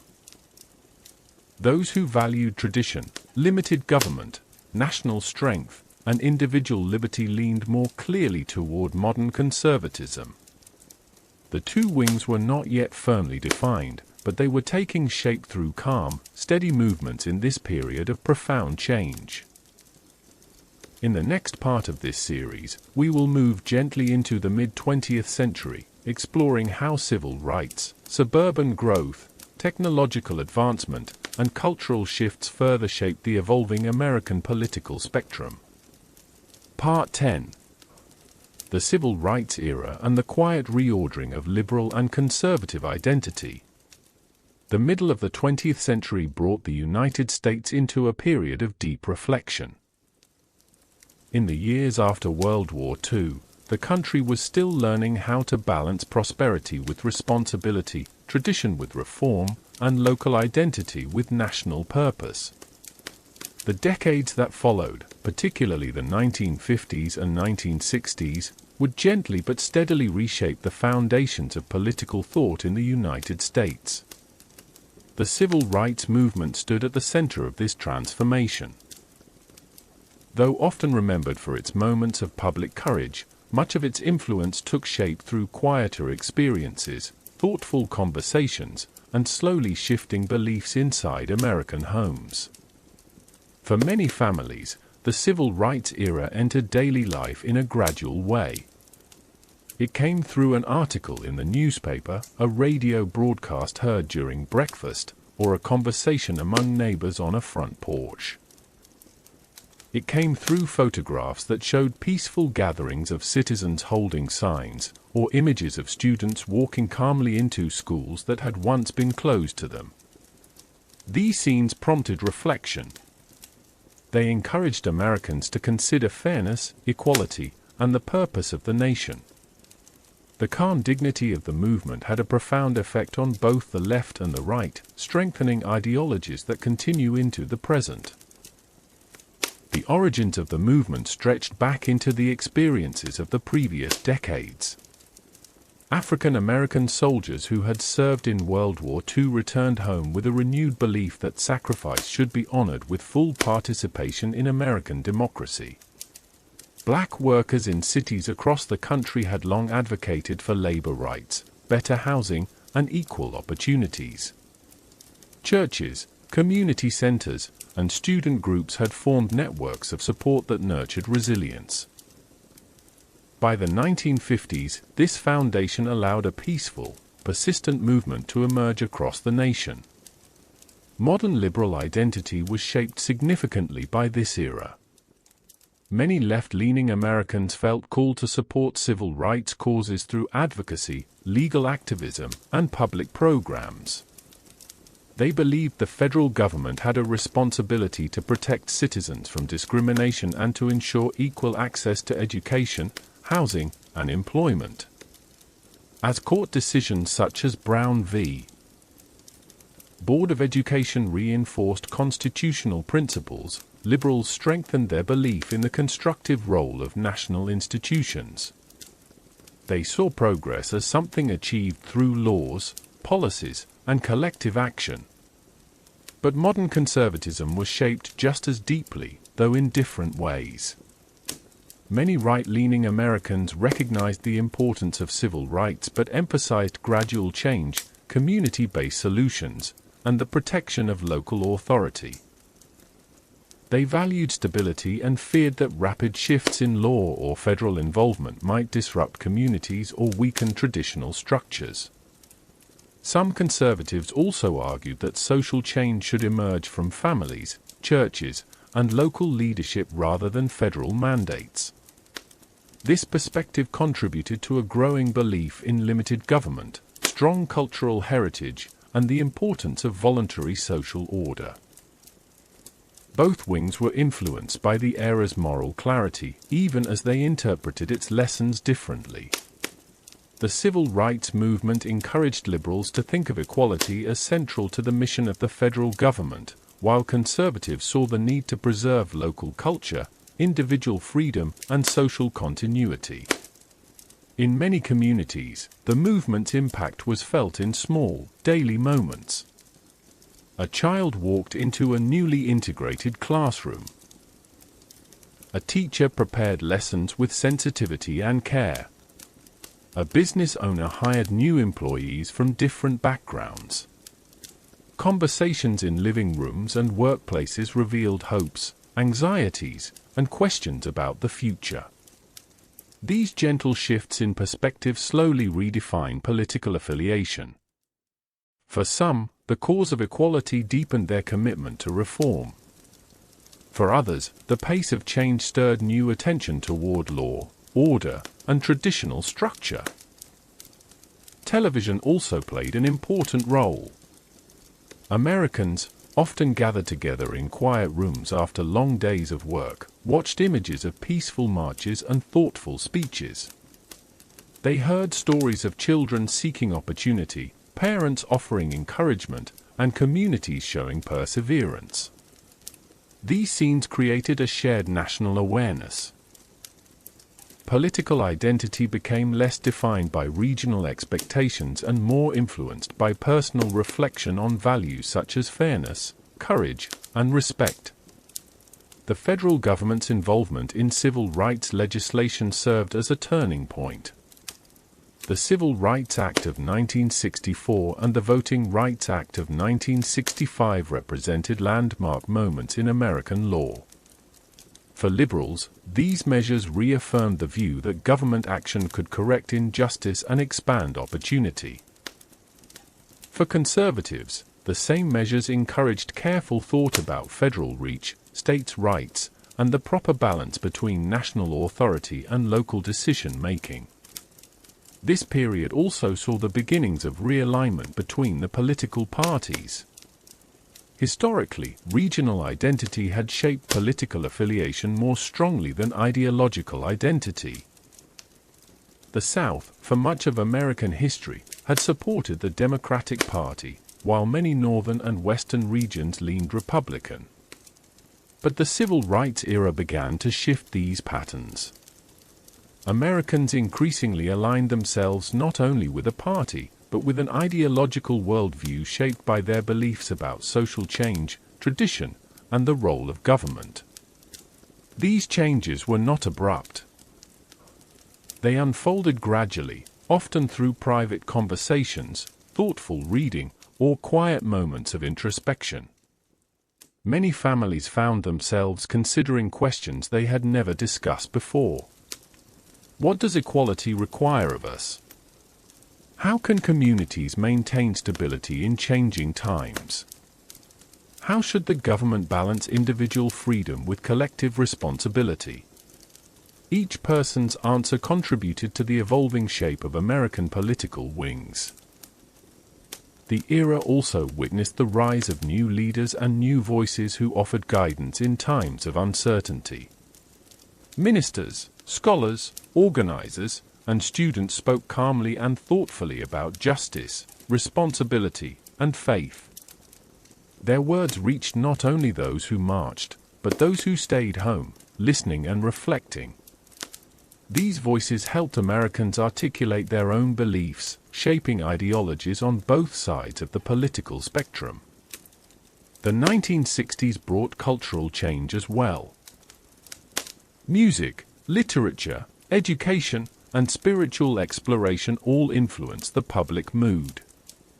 Younger generations questioned long-held norms, while older generations sought continuity and stability. This dynamic created both tension and growth. Liberals often embraced social experimentation, artistic expression, and broader interpretations of freedom. Conservatives emphasized heritage, discipline, and the preservation of community integrity.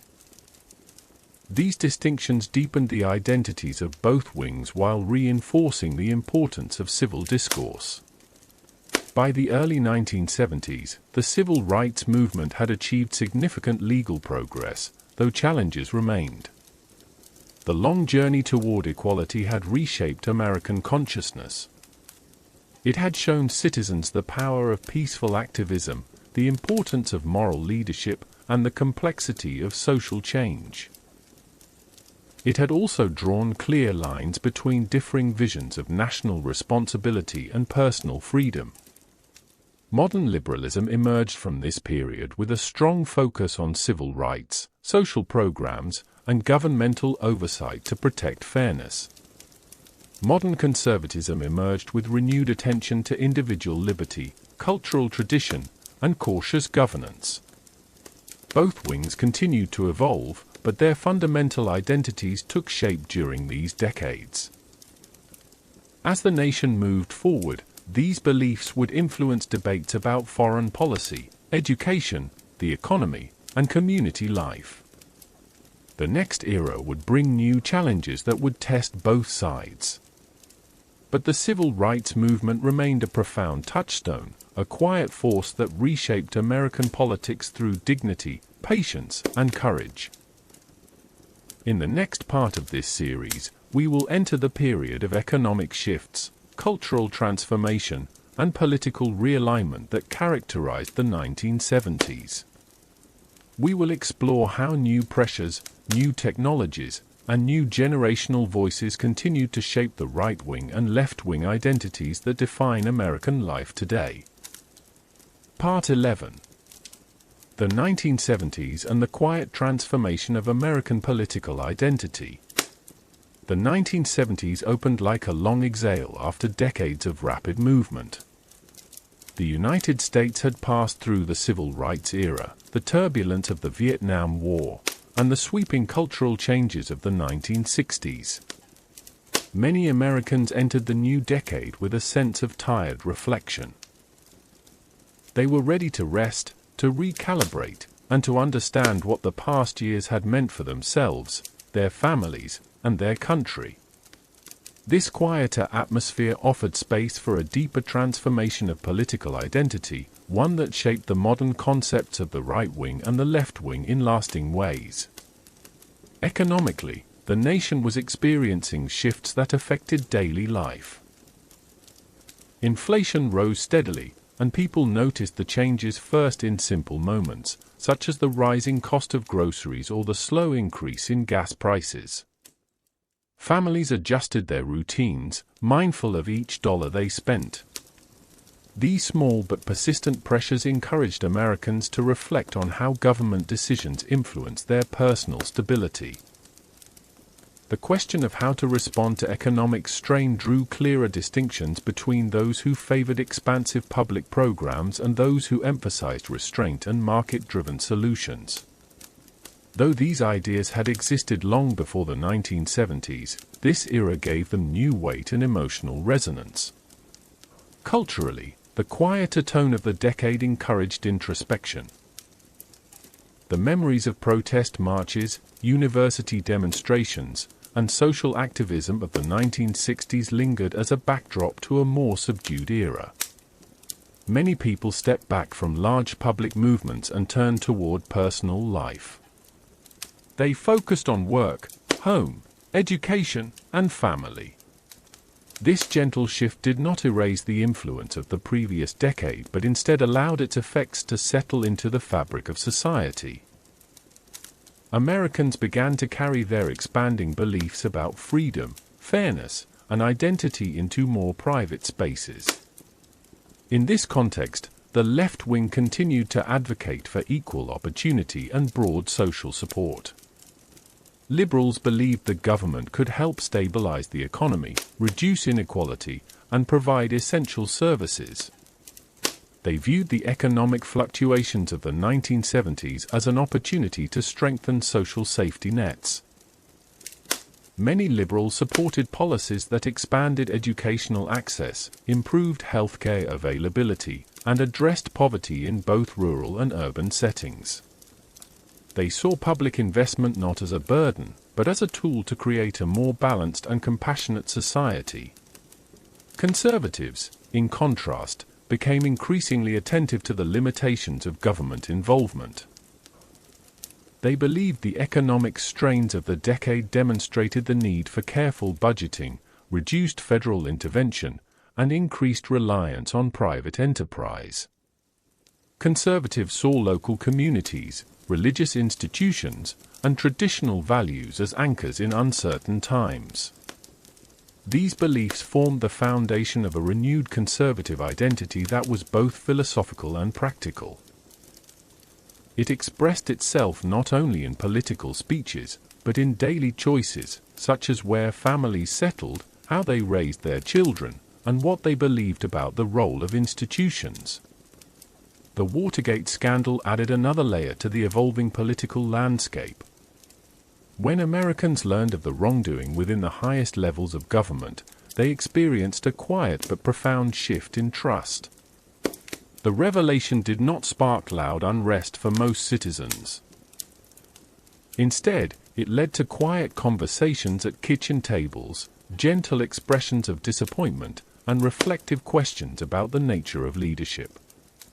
Many Americans felt separated from the decisions of those in power.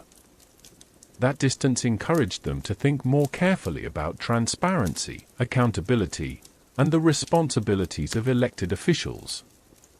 For liberals, Watergate strengthened arguments for government oversight, investigative journalism, and checks on executive authority. For conservatives, it reinforced skepticism toward concentrated power and deepened the belief that government should remain limited and closely monitored. Both sides responded differently, yet both grew from the same moment of national reflection. In that sense, Watergate quietly pushed Americans into a period of ideological refinement. The decade also saw the rise of new cultural influences that shaped political identity. The environmental movement gained strength as Americans became aware of pollution, endangered species, and the fragile state of natural resources. The first Earth Day in 1970 encouraged citizens of all political backgrounds to consider the health of the environment. Liberals generally supported stronger environmental regulations, believing that industry required oversight to protect the land. Conservatives often valued environmental stewardship as well but preferred voluntary community-based solutions and believed the government must balance ecological concerns with economic needs.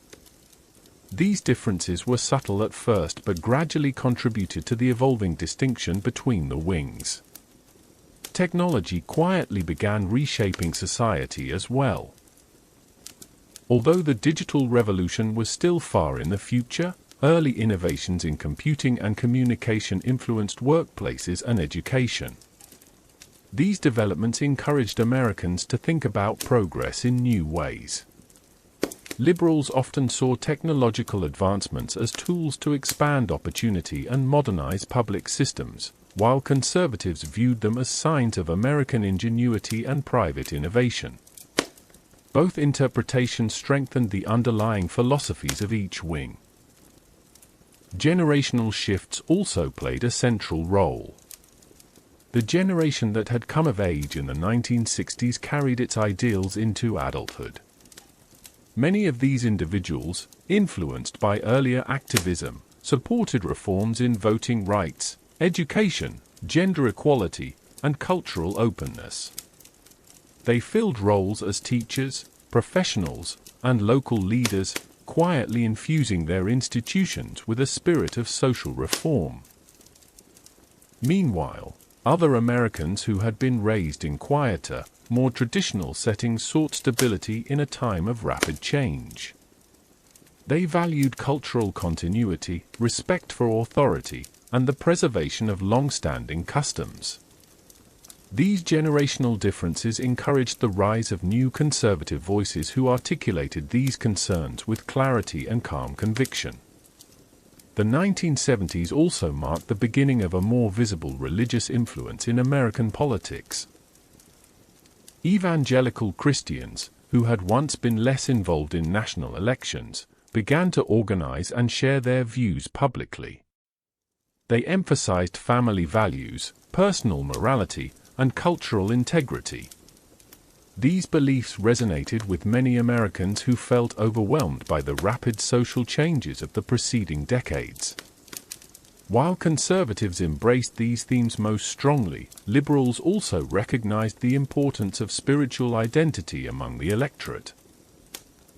Religious communities provided comfort and clarity in a decade that felt uncertain and introspective.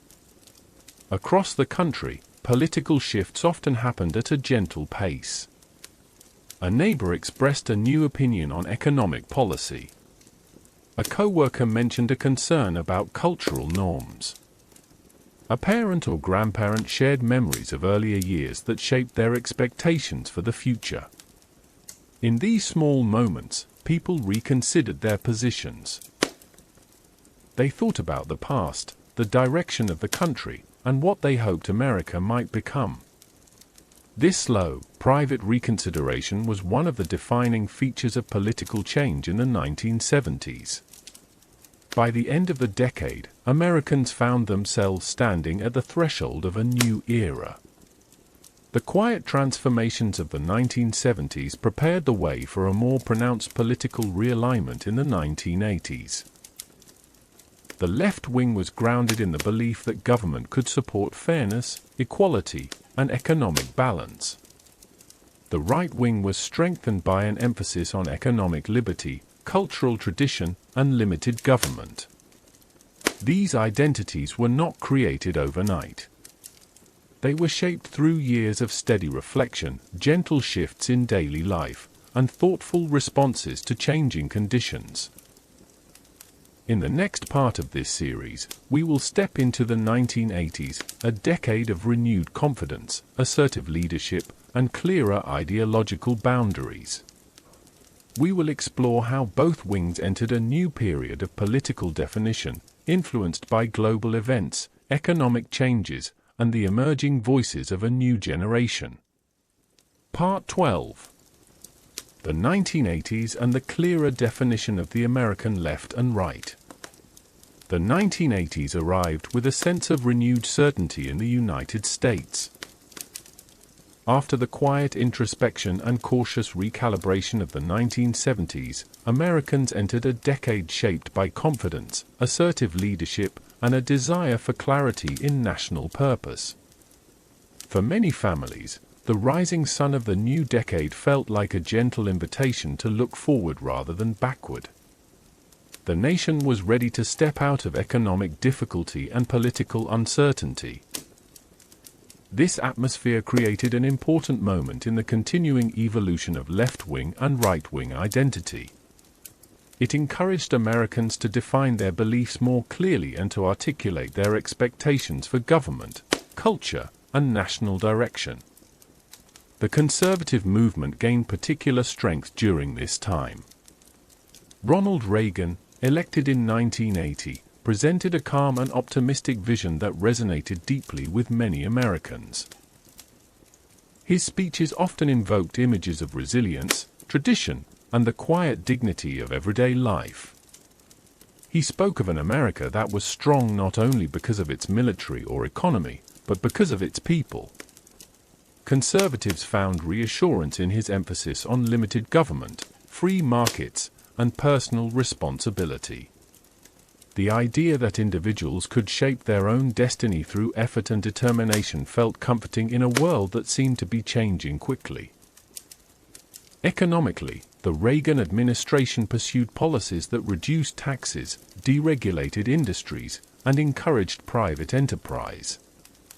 Many conservatives believed these policies would strengthen the economy and allow businesses to thrive.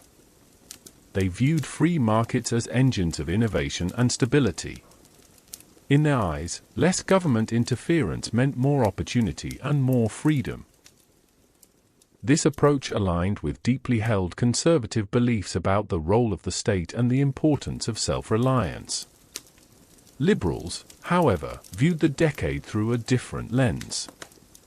They valued social programs, environmental protection, and government safeguards that had been built over the previous decades.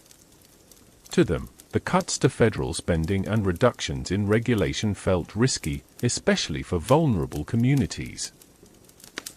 Many liberals questioned whether economic growth alone would deliver fairness or whether social inequality might grow in the absence of strong public support structures. They believed government could still play a constructive role in ensuring access to education, healthcare, and social welfare. The differences in economic philosophy became one of the clearest markers of left and right identity. For the first time in many years, Americans began to think of themselves not just as members of a political party, but as supporters of an economic worldview. The right emphasized markets, competition, and reduced government presence. The left emphasized collaboration, regulation, and shared responsibility. These distinctions settled quietly into families, workplaces, and local communities, influencing ordinary conversations about taxes, schools, and public investment. Culturally, the 1980s brought an expansion of conservative influence. Religious groups played an increasingly visible role in public life. Many Americans found comfort in returning to church-centered communities that emphasized stability, family values, and moral clarity. These values blended with conservative political messages, contributing to a new sense of coherence on the right. The belief that cultural tradition should guide social policy became a defining aspect of conservative thought.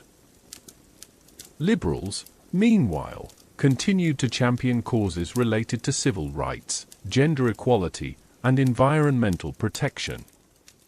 Many of the movements that began in the 1960s matured during the 1980s. They shaped universities, workplaces, and the arts. Writers, educators, and activists encouraged Americans to consider new perspectives on identity, justice, and social progress. While these ideas energized left-wing communities, they also contributed to growing cultural contrasts between the two wings. Foreign policy played a significant role in the decade as well. The Cold War was still present, though tensions shifted as new strategies emerged. Conservatives supported strong military investment and a firm stance toward the Soviet Union. They believed national security required visible strength.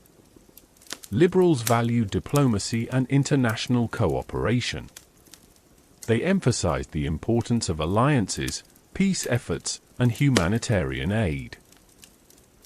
These differing approaches strengthened ideological boundaries on global issues. Despite these distinctions, daily life in the United States still held moments of unity. People watched the same television programs, listened to the same music, and experienced many of the same cultural milestones.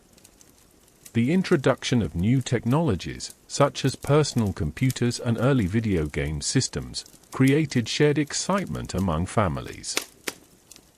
Shopping malls, movie theaters, and sports events brought communities together.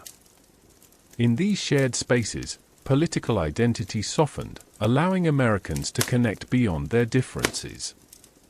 But political realignment continued steadily beneath the surface. The conservative movement grew stronger in many regions, influencing local elections, school boards, and civic groups. The left wing adapted to new priorities, focusing on education, environmental policies, and expanded civil rights. Both wings developed clearer voices and more defined expectations for the future. One of the quieter but lasting changes of the 1980s was the way Americans consumed news. More households began watching cable television, which created new sources of commentary and information. Political discussions entered living rooms through programs that blended analysis with entertainment. These media changes, still subtle at the time, laid the groundwork for deeper ideological separation in the years that followed. They encouraged people to form opinions through commentary rather than slow, personal reflection. Over time, this shift contributed to stronger identification with the left or right. Economically, the decade brought recovery and growth, though not all communities experienced prosperity equally. Some regions flourished as industries expanded, while others struggled with transitions in manufacturing or agriculture. These differences influenced the political identity of entire regions. Areas that benefited from deregulation and business growth tended to lean more conservative. Communities that relied on federal programs or public sector support felt drawn to liberal policies. Geography slowly intertwined with ideology. By the end of the decade, Americans had become more accustomed to thinking of left-wing and right-wing identities as stable, coherent belief systems. The right was increasingly associated with limited government, free markets, religious values, and strong national defense. The left was associated with social welfare, civil rights, environmental protection, and diplomatic engagement. These identities were reinforced by political leaders, media voices, and daily conversations among citizens. Still, even with these differences, the 1980s were not defined by loud division for most Americans. Much of the ideological change was quiet and personal. A family discussed taxes over dinner. A teacher expressed concern about funding for schools. A neighbor shared thoughts about military spending or environmental protection. Through these gentle exchanges, people clarified their beliefs and aligned themselves with one wing or the other. The 1980s closed with a sense of anticipation. The Berlin Wall fell. The Cold War approached its end. Technology advanced rapidly. A new generation began to imagine a future shaped by global connection, economic mobility, and cultural diversity. The left and right moved forward with clearer identities than ever before, ready to face the challenges of the next era. In the next part of this series, we will explore the 1990s, a decade of economic expansion, cultural transition, and the early rise of the Internet. We will see how these changes influenced American political identity in quiet but permanent ways. Part 13. The 1990s and the quiet expansion of identity in American politics. The 1990s arrived with a subtle sense of optimism. The Cold War was ending, global tensions were lowering, and many Americans felt as though they were standing at the beginning of something new and promising. The decade opened with a softer national mood compared to the turbulent eras that came before. It was a time when people noticed small improvements in daily life, such as reduced international anxiety, a stable economy, and the rise of new technologies that encouraged curiosity rather than concern. This peaceful atmosphere provided a gentle backdrop for another quiet transformation in American political identity. The left wing and right wing of the United States did not change suddenly during these years but instead evolved slowly, shaped by day-to-day experiences, new cultural influences, and the steady flow of information. Economically, the decade was marked by growth. Many Americans experienced the benefits of a strong stock market, increased employment, and technological innovation. Personal computers became more common in households, and families discovered the possibilities of the Internet for the first time. These quiet advancements encouraged a belief in progress and self-improvement. For the right wing, the economic expansion reinforced the idea that limited government and private innovation brought prosperity. Conservatives pointed to entrepreneurial success stories and felt validated in their belief that individuals, when given freedom, could achieve remarkable things.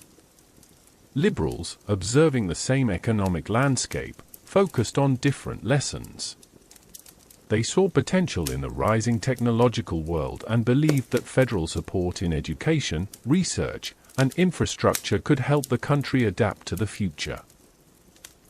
Many liberals emphasized the importance of including all communities in the benefits of economic growth.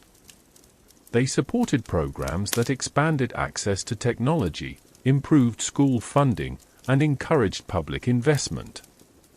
While conservatives celebrated the power of markets, liberals celebrated the possibilities of collective advancement. The cultural landscape of the 1990s also played a significant role in shaping political identity. Popular media brought new stories, new characters, and new representations of American life. Television shows, movies, and music reflected a growing awareness of cultural diversity and social issues.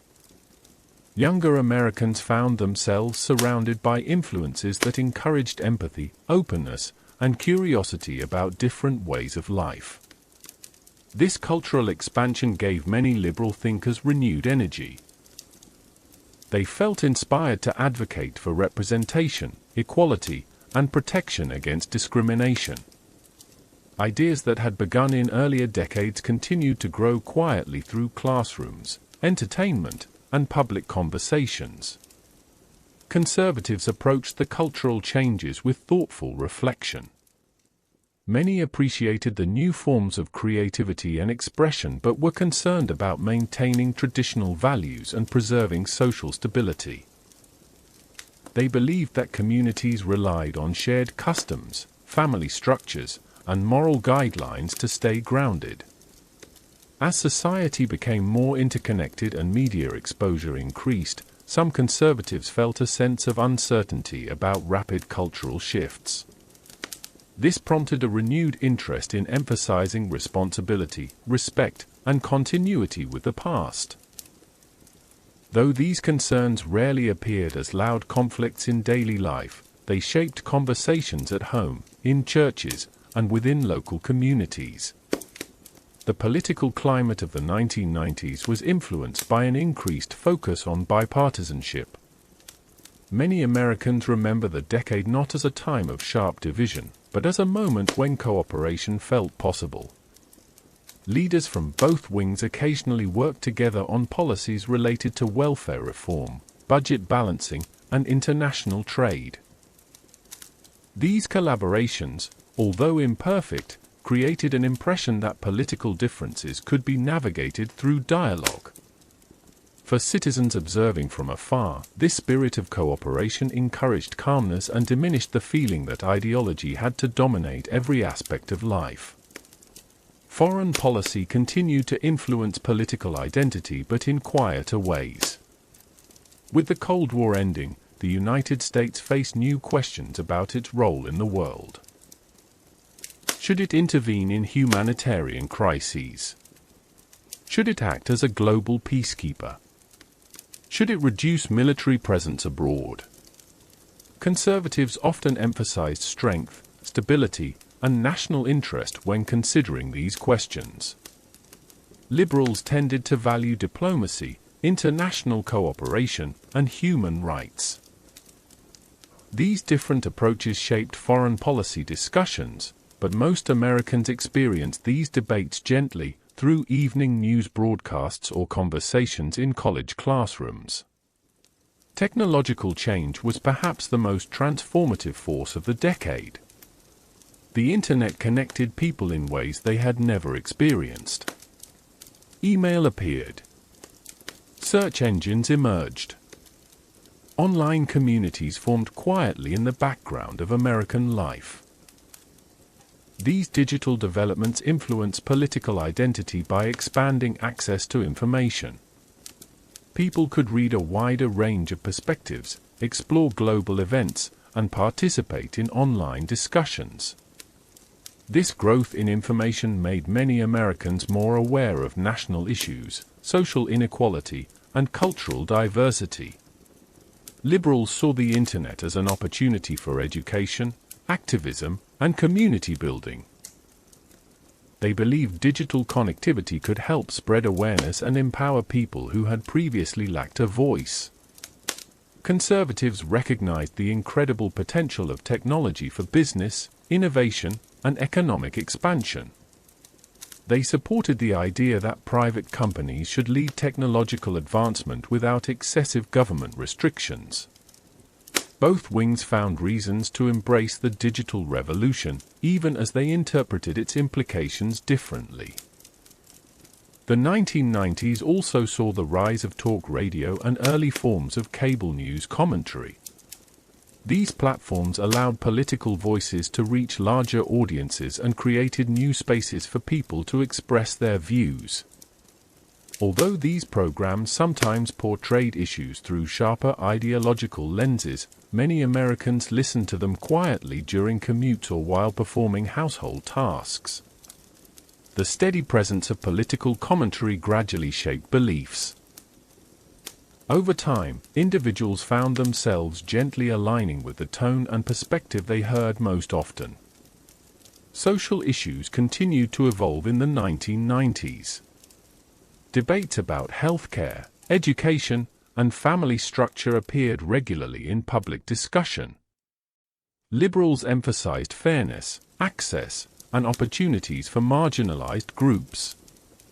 Conservatives emphasized personal responsibility, traditional values, and community-based solutions. These differences were visible, yet most citizens still approached them with a sense of calm curiosity rather than confrontation. It was a decade that valued conversation over conflict, even when opinions varied. One of the defining characteristics of the 1990s was a growing awareness of generational identity. Younger Americans, shaped by technology and cultural diversity, tended to lean toward progressive ideas. Older Americans, shaped by earlier decades of war, recovery, and tradition, tended to lean more conservative. This generational contrast was gentle rather than divisive. Families discussed ideas over dinner, students debated respectfully in classrooms, and co-workers shared opinions during breaks. Each person learned from these exchanges, and political identity evolved gradually. By the end of the 1990s, the political foundations for the next century had been quietly laid. The left wing entered the new millennium with a focus on inclusion, environmental concerns, technological opportunity, and the belief that government could help ensure fairness. The right wing entered with a renewed commitment to economic freedom, cultural tradition, national strength, and the belief that limited government preserved personal liberty. These identities were clearer than they had been in earlier decades, yet still connected by common experiences of growth and optimism. The decade closed with a feeling of transition. The internet was expanding rapidly. The world was becoming more interconnected. Americans were preparing to enter a new century filled with hope, curiosity, and unfamiliar challenges. The calm confidence of the 1990s would soon be tested, and the next era would bring changes that reshaped politics once again. In the next part of this series, we will move into the early 2000s, exploring how national tragedy, globalization, and rapid technological acceleration quietly reshaped both wings of American politics. Part 14. The early 2000s and the quiet reorientation of American politics after national tragedy. The early 2000s opened with a feeling of calm continuity. The optimism of the 1990s had not vanished. It simply settled into daily routines, into traffic humming through expanding suburbs, into students attending newly digital classrooms, and into families who felt confident as they stepped into a new century. The new millennium brought with it an atmosphere of technological curiosity, economic stability, and a quiet hope that the coming years might be defined by cooperation and shared progress. But within a short time, the nation would encounter events that reshaped American political identity in profound ways. These changes did not arrive all at once in loud or chaotic bursts for every household. For many Americans, the transformation was felt most deeply in quiet moments of reflection, in private conversations, and in the subtle reordering of values and beliefs.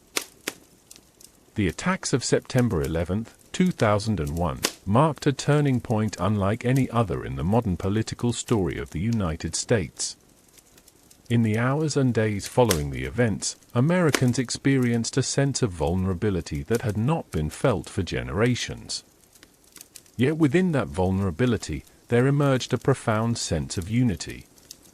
People gathered in living rooms, in places of worship, in community centers, and even in parking lots lit by candles and dusk. They reached out to neighbors, checked on friends, and held tightly to family members. This collective grief and solidarity created a moment where political differences softened. The sense of belonging to a shared nation outweighed the distinctions between left and right. However, as the months progressed, the political implications of the attacks began to take form.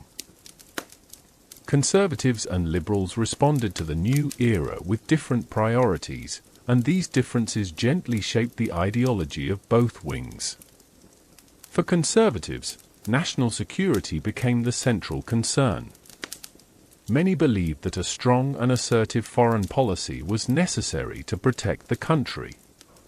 They emphasized the importance of military preparedness, intelligence gathering, and international vigilance.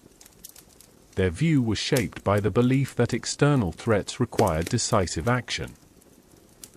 The events of 2001 strengthened conservative convictions about patriotism, duty, and the necessity of firm leadership. Liberals also recognized the need for national security but placed greater emphasis on diplomacy, global cooperation, and civil liberties. They worried that an overly forceful response might lead to long-term instability or unintended consequences. Many liberals expressed concern about how wartime policies might affect individual rights, international relationships, or cultural understanding. They hoped the United States would remain mindful of humanitarian values and avoid actions that could deepen division. These differences did not appear immediately as sharp conflicts. In the early years of the decade, most Americans were still united by a shared desire for safety and healing. The distinctions began to appear slowly, often through thoughtful discussions at dinner tables or in college classrooms. Citizens asked themselves what safety meant, how much authority the government should have, and how the country should engage with the world. These questions quietly shaped political identity, especially as new policies were introduced. The wars in Afghanistan and Iraq influenced political thought on both sides. Conservatives often supported the interventions, believing they were necessary to combat threats and promote stability. They viewed the actions as a continuation of American strength and a defense of national security. Liberals were more cautious. Some supported early efforts in Afghanistan but questioned the invasion of Iraq, raising concerns about evidence, long-term strategy, and global impact. These reflections contributed to a more defined liberal focus on diplomacy, alliances, and the careful use of military force. The early 2000s also brought changes in domestic policy. National security concerns led to the creation of new government agencies, new airport procedures, and expanded surveillance programs. Conservatives valued these measures as essential protections. Liberals appreciated the need for safety but were more sensitive to questions about privacy and civil rights. These debates reinforced ideological differences but did so within a landscape where many people still felt connected by shared national experience. Culturally, the early 2000s ushered in a wave of rapid technological progress. The Internet expanded at a pace that was once unimaginable. Search engines became central to daily life. Email became routine. New online communities emerged, and the first forms of social media began shaping how people communicated and understood the world. These technological shifts had a quiet but significant impact on political identity. People were now exposed to more viewpoints than ever before, but they also began forming digital circles that sometimes reinforced their existing beliefs. For liberals, the Internet opened space for new activism.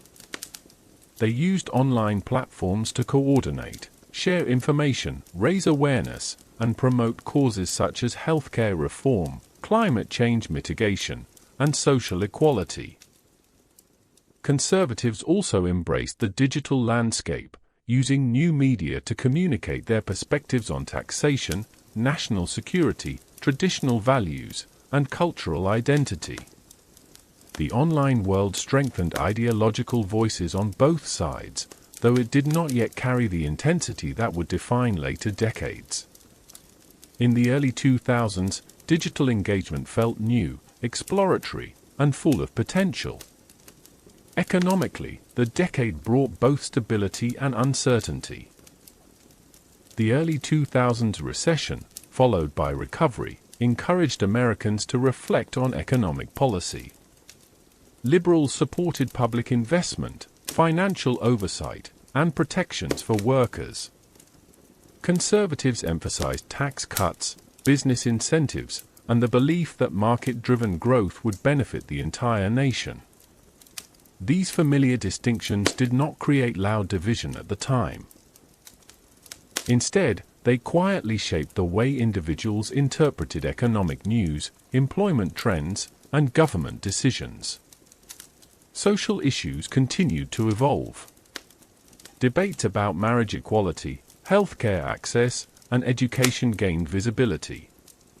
Younger generations entered adulthood with more progressive attitudes on social issues, influenced by the diversity they experienced online and in expanding cultural spaces. Older generations, shaped by earlier experiences and traditions, often took more conservative stances. These generational differences influenced both political wings, giving liberals renewed energy around social reform while encouraging conservatives to reaffirm their commitment to cultural preservation. Throughout the early 2000s, many Americans experienced a gentle internal shift.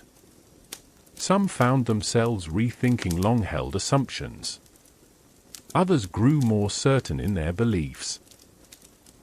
Some felt drawn toward activism, while others preferred quiet reflection. Political identity became more nuanced. It was shaped not only by ideology, but by lived experience, personal values, and the emotional aftermath of national tragedy. The decade closed with both wings more defined than before. Conservatives entered the later years with strengthened beliefs about national strength, economic freedom, and cultural tradition. Liberals moved forward with an increased focus on civil liberties, social justice, and international cooperation. Both wings were deeply influenced by the events of 2001, but each interpreted the lessons differently.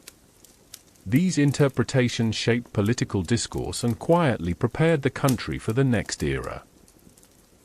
In the next part of this series, we will enter the late 2000s and early 2010s, exploring how financial crisis, political polarization, and the rise of social media reshaped American political identity yet again. Part 15. The late 2000s and the quiet impact of financial crisis and new media on political identity. The late 2000s unfolded in a way that few Americans expected. For much of the early decade, the country had been focused on national security, global uncertainty, and the evolving challenges of a digitally connected world. Yet beneath these concerns, the economy had shown signs of strength. Families purchased new homes, businesses expanded, and consumer confidence seemed stable. It was a calm surface that hid deeper tensions, and most people did not realize how fragile the system had become. When the financial crisis of 2008 arrived, it revealed vulnerabilities that touched nearly every household. The effects were not only financial but emotional. The crisis quietly reshaped how Americans thought about responsibility, fairness, and the role of government. It also influenced the political identity of the left wing and right wing in subtle but lasting ways. The crisis began with falling home prices, mortgage defaults, and the collapse of major financial institutions. For many Americans, the first signs appeared in small moments.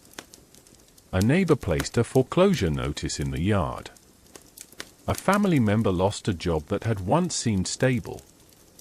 A business downsized. People noticed the quiet anxieties in conversations at coffee shops and grocery stores. There was no single dramatic moment for most households. Instead, there was a slow realization that something large and complicated was unfolding.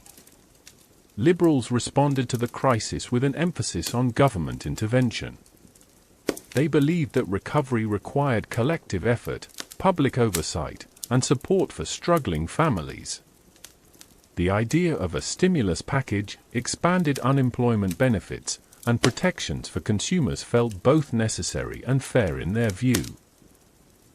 Many liberals argued that financial institutions required regulation to prevent future crises. They saw the moment as evidence that markets, while valuable, could not function without safeguards. This perspective aligned with long-standing liberal beliefs about economic fairness and the responsibility of government to promote stability. Conservatives saw the crisis differently. While many acknowledged the need for some emergency action, conservatives tended to focus on long-term concerns about debt, spending, and the dangers of overregulation. They believed that excessive government involvement could slow recovery or create new problems. For conservatives, the crisis reinforced the importance of personal responsibility, disciplined budgeting, and a reliance on market forces. Many argued that government policies leading up to the crisis had distorted incentives and contributed to risky financial behavior. This interpretation strengthened conservative beliefs about limited government and free market principles. The differing responses to the crisis deepened the ideological identity of both wings. These differences were not always expressed in public conflict. Often, they appeared in the thoughtful reflections of individuals who were trying to understand the moment. A family might discuss the fairness of bank bailouts at the dinner table. A small business owner might reflect on the complexity of regulations. A student might question the stability of the job market. These private reflections slowly shaped the contours of political identity for a new generation. At the same time, the nation experienced the rise of Barack Obama, whose presidency began in 2009. His message of hope and unity inspired many liberals.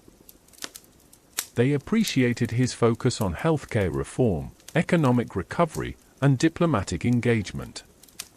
For many, his leadership represented a return to a belief in collective effort, compassion, and thoughtful governance. Conservatives, however, viewed the expanding role of government with caution. They questioned the cost of new programs and expressed concern about long-term implications. These differences added nuance to the political landscape without diminishing the shared desire for recovery. The financial crisis also influenced regional political identity. Communities hit hardest by unemployment tended to reassess their beliefs. In some areas, the crisis strengthened liberal calls for social safety nets. In others, it encouraged conservative advocacy for deregulation and business investment. These differences did not appear overnight. They grew slowly, shaped by local experience and community conversations. Meanwhile, technology continued its rapid expansion. The late 2000s marked the beginning of modern social media. Platforms that had once been used primarily by younger people began to attract adults of all ages. Americans discovered new ways to share information, express opinions, and stay connected. At first, the digital world felt exciting and full of potential. People reconnected with old friends, joined interest-based communities, and enjoyed the novelty of instant communication. But over time, social media began to influence how people understood politics. News updates traveled faster. Opinions spread rapidly. People found themselves surrounded by others who shared similar views. This gentle sorting process, which happened quietly through algorithms and personal choices, gradually influenced political identity. Individuals who engaged with progressive content tended to see more of it, reinforcing liberal beliefs. Those who engaged with conservative content experienced the same effect. Social media did not create political division, but it strengthened existing leanings by surrounding people with familiar perspectives. The rise of online political commentary also shaped identity. Blogs, forums, podcasts, and early video platforms provided new sources of information that bypassed traditional news outlets.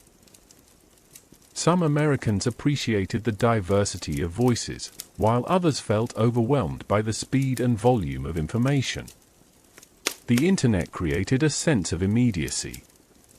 Political events that once took days to unfold in public consciousness could now spread within minutes. This rapid information flow encouraged more reactive forms of engagement, even though many people still consumed politics quietly and privately. The election of 2008 and the years that followed deepened generational differences as well. Younger Americans, who had grown up during the digital revolution, were more comfortable with cultural change, diversity, and technological integration. They often leaned toward progressive ideas about social equality, environmental protection, and international cooperation. Older generations, influenced by earlier decades of tradition and stability, often lean toward conservative values such as cultural continuity, national strength, and economic freedom. These generational tendencies were gentle rather than confrontational, but they contributed to the broader evolution of left-wing and right-wing identity. The healthcare debate of the late 2000s and early 2010s further shaped political identity. Liberals viewed healthcare reform as an essential step toward fairness and access. Conservatives viewed it as an expansion of government power and a potential threat to personal choice. The debate was intense in political settings, yet within households it often took the form of quiet concern. Families discussed insurance costs, medical needs, and the complexities of the system. These conversations deepened personal investment in political identity. Despite the challenges of the decade, many Americans continued to connect through shared experiences. They navigated economic uncertainty together, supported one another during job losses, and helped neighbors during difficult times. These moments of solidarity softened the edges of ideological differences. Even as left-wing and right-wing identities became more defined, the underlying sense of community remained intact for many Americans. As the decade came to a close, the country found itself on the edge of a new era. The rise of social media, the lingering effects of the financial crisis, and the growing clarity of ideological identity set the stage for significant changes in the 2010s. The next decade would bring heightened rhetoric, accelerated technological influence, and a deeper sense of political awareness. In the next part of this series, we will explore the early 2010s and the quiet but powerful ways that social media, cultural debates, and political mobilization reshaped American identity once again. Part 16. The early 2010s and the quiet rise of digital politics and cultural awareness. The early 2010s opened with a feeling of cautious renewal. The deepest shadows of the financial crisis were beginning to lift, and although many families were still recovering, there was a sense that the country was slowly regaining its footing. Neighborhoods that had once felt weighed down by uncertainty began to show signs of movement again. New businesses opened, students returned to classrooms with fresh energy, and communities adapted to the changing economy.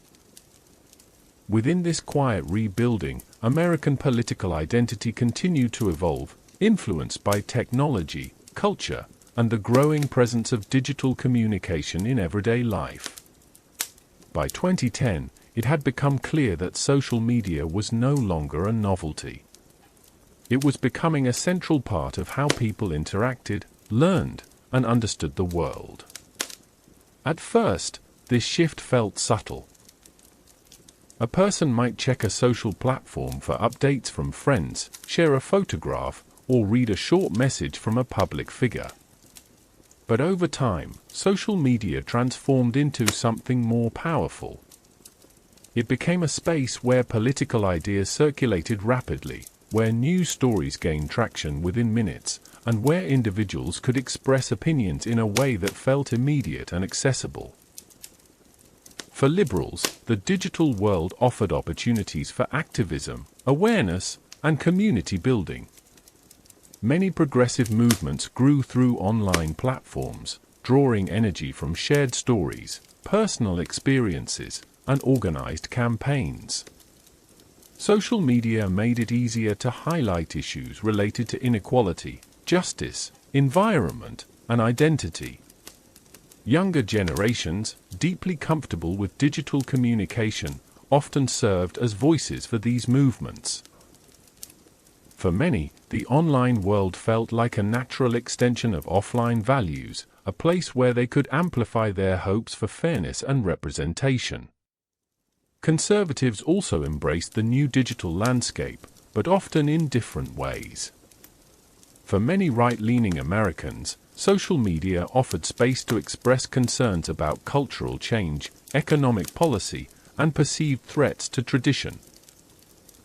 Online communities formed around shared values such as patriotism, religious identity, free markets, and skepticism toward expanding government programs. These digital spaces allowed conservatives to articulate their concerns clearly and find reassurance among others who felt similarly.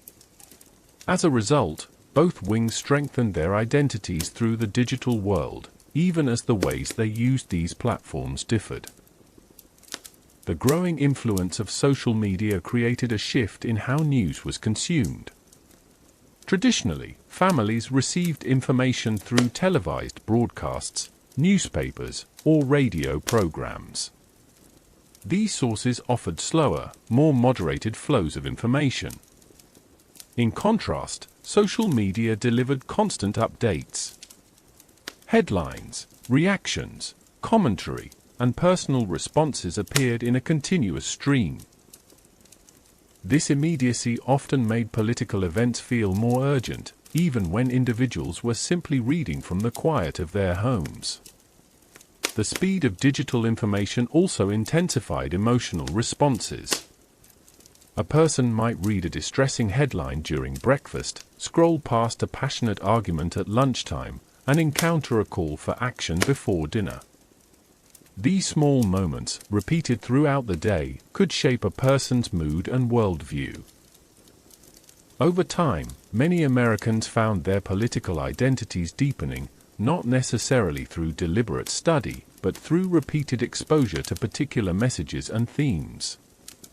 The early 2010s also saw the rise of new cultural conversations. Issues related to race, gender, identity, and representation gained visibility through the voices of individuals who shared personal stories online. Liberals generally supported these conversations, emphasizing empathy, inclusion, and the importance of acknowledging diverse experiences. They advocated for policies and reforms that aligned with these values. For conservatives, these cultural shifts sometimes felt sudden or unfamiliar.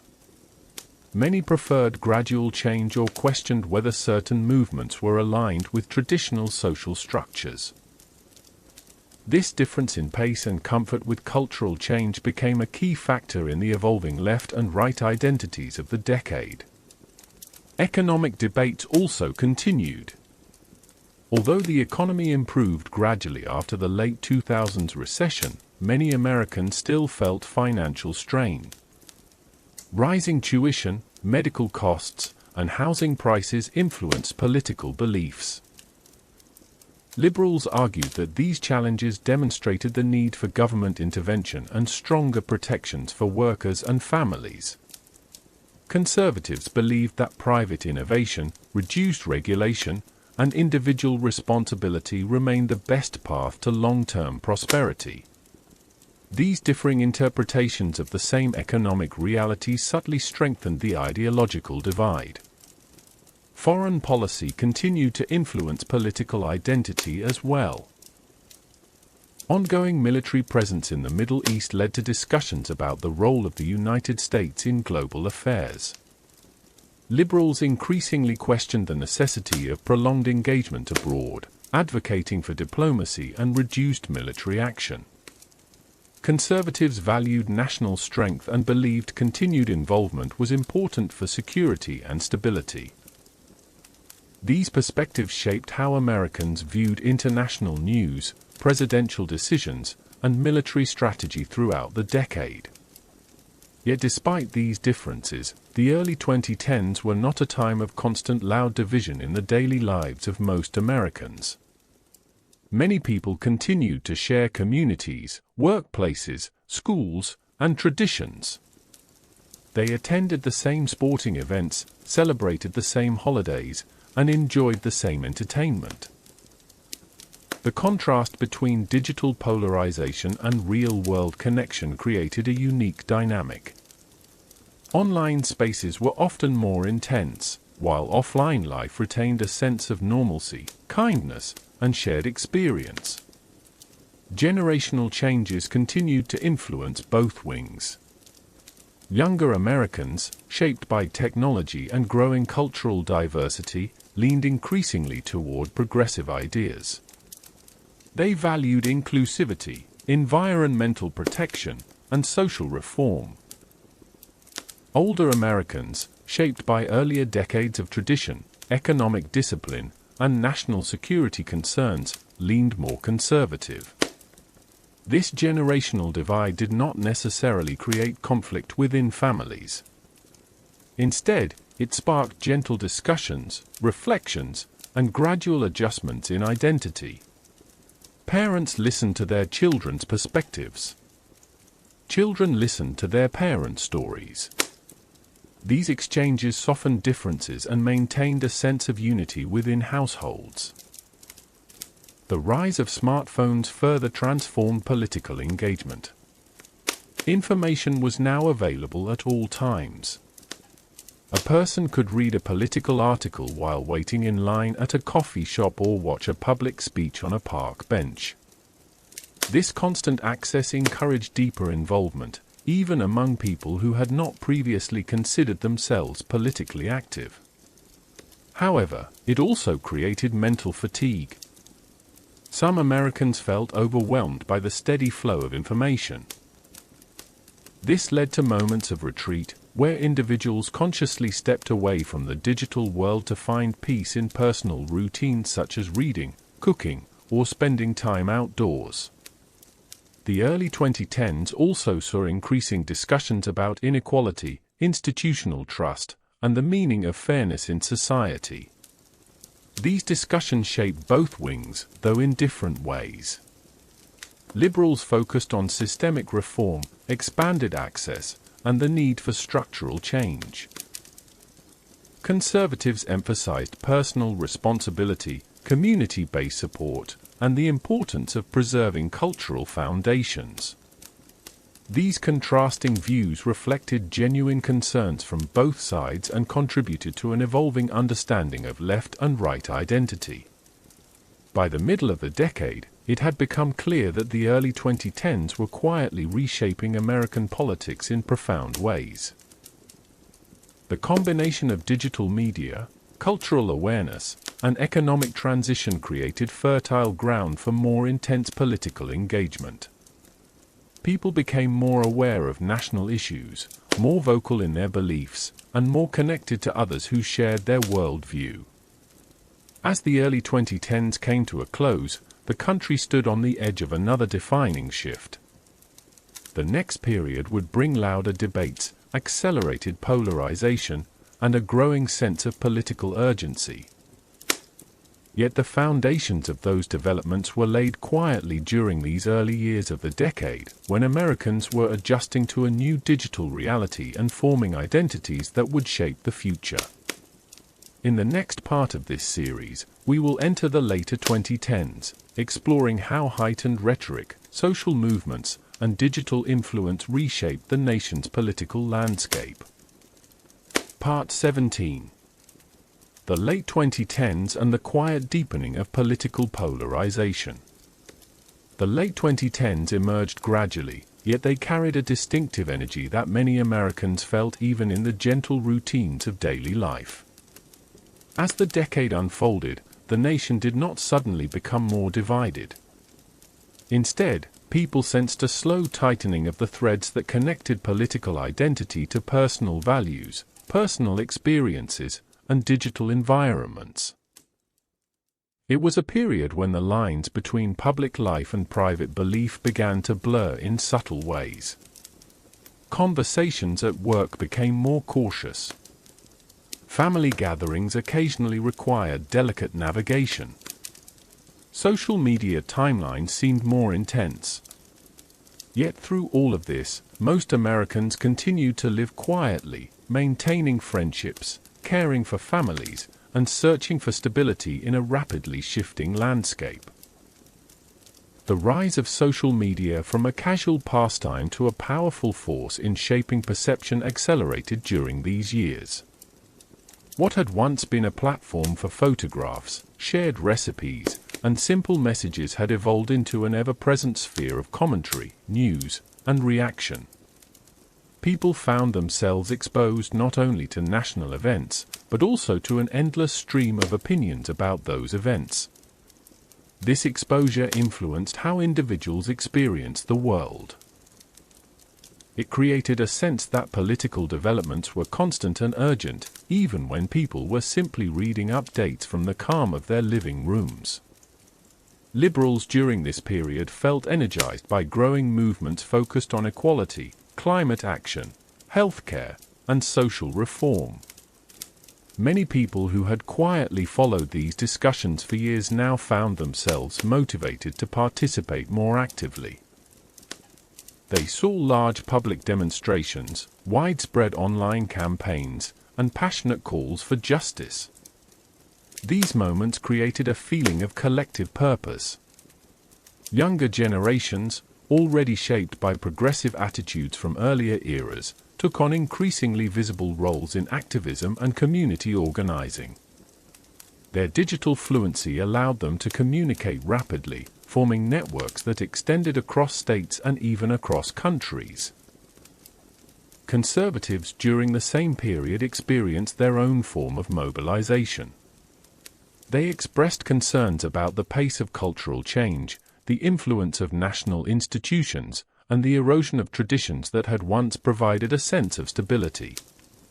Many conservatives believed that rapid social shifts were leaving communities behind. They emphasized the importance of national identity, lawful order, and economic independence. Like their liberal counterparts, conservatives used digital platforms to strengthen their sense of shared purpose. They communicated through online communities, local organizations, religious networks, and public commentary that reflected their values. The growing visibility of political expression online sometimes created the illusion that Americans were constantly clashing in dramatic ways.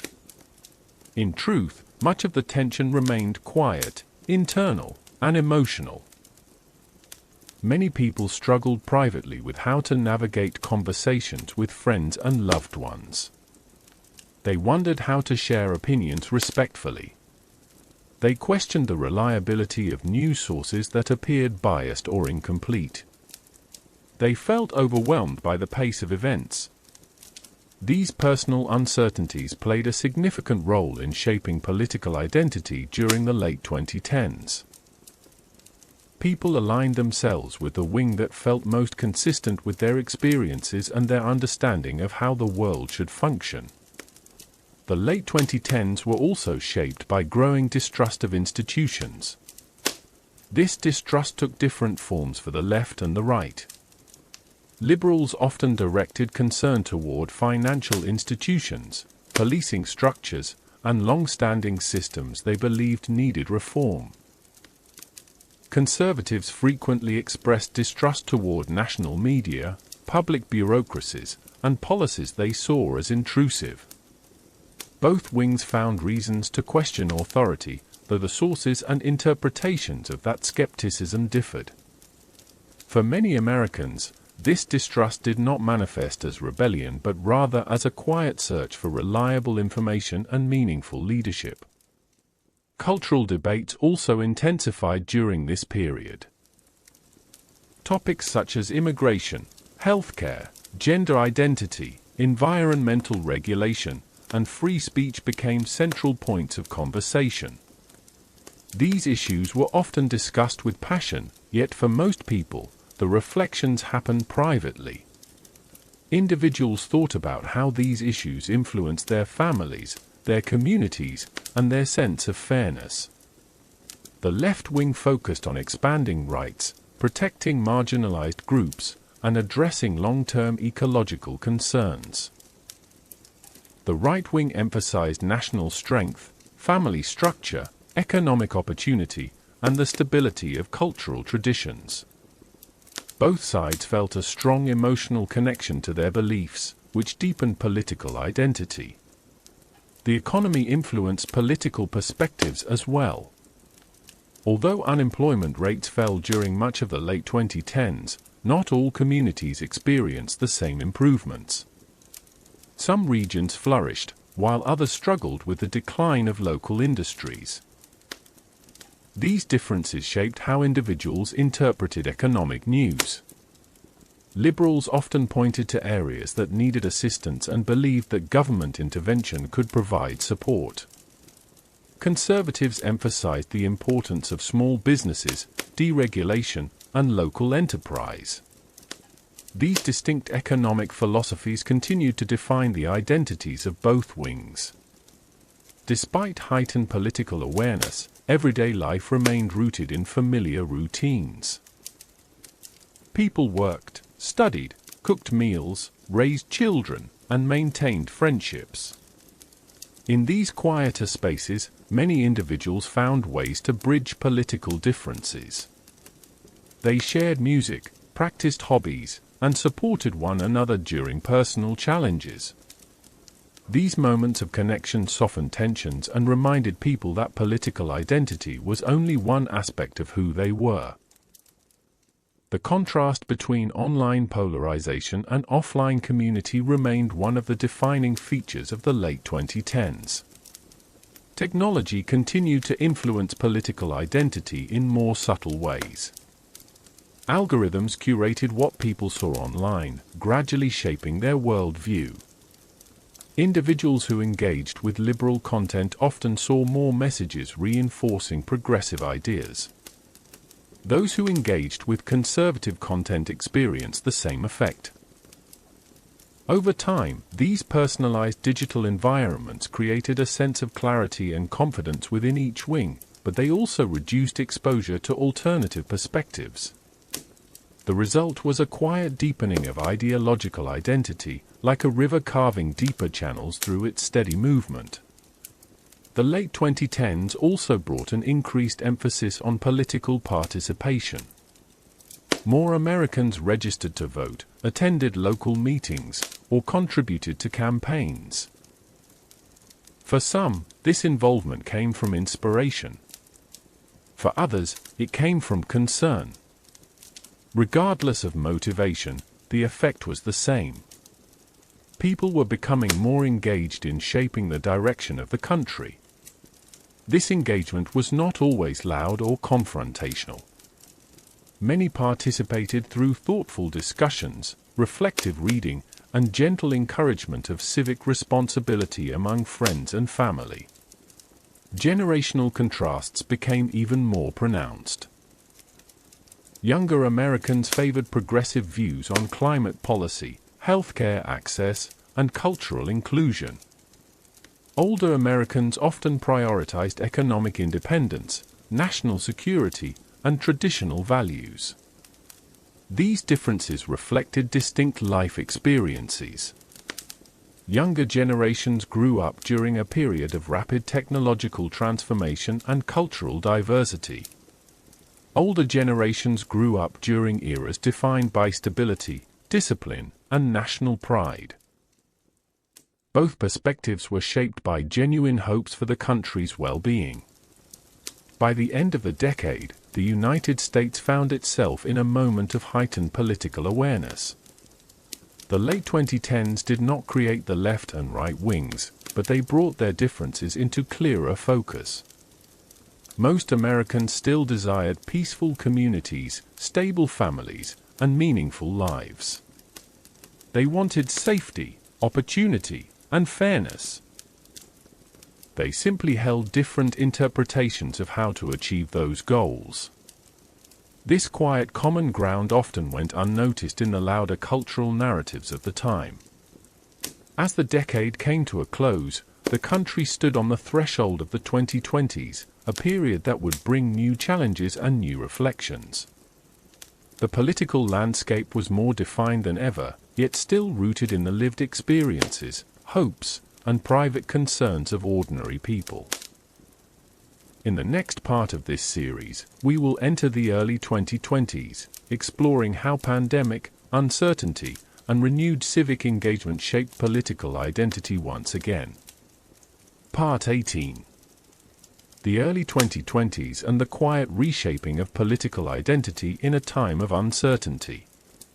The early 2020s opened with a sense of calm anticipation. The dawn of the new decade brought with it familiar hopes for renewal, growth, and fresh beginnings.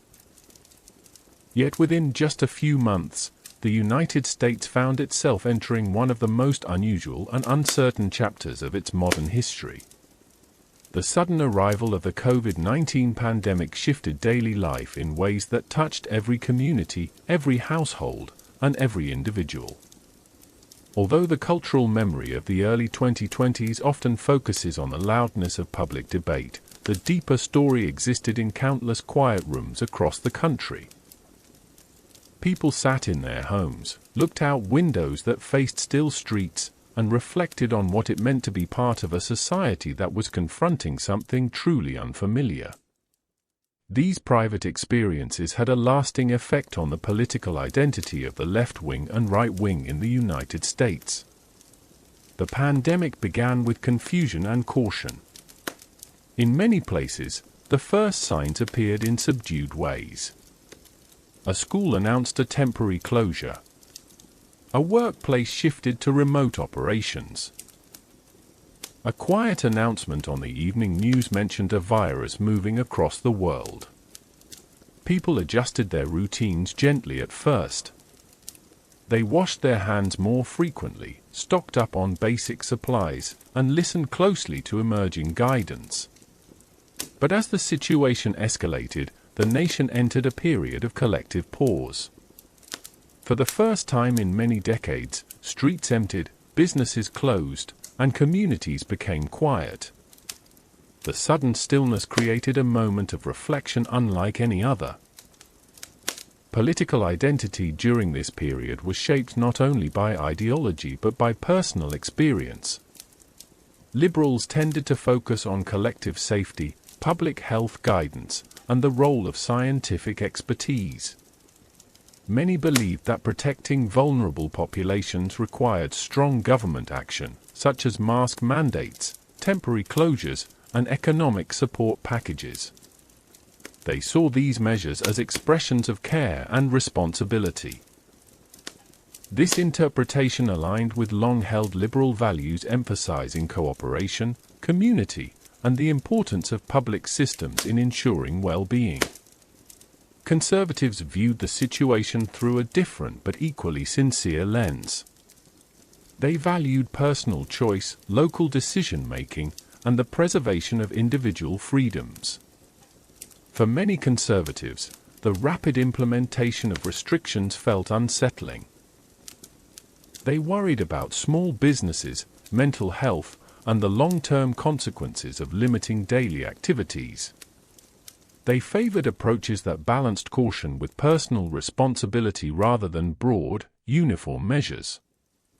Their interpretation aligned with conservative beliefs in autonomy, tradition, and trust in local communities to manage their own affairs.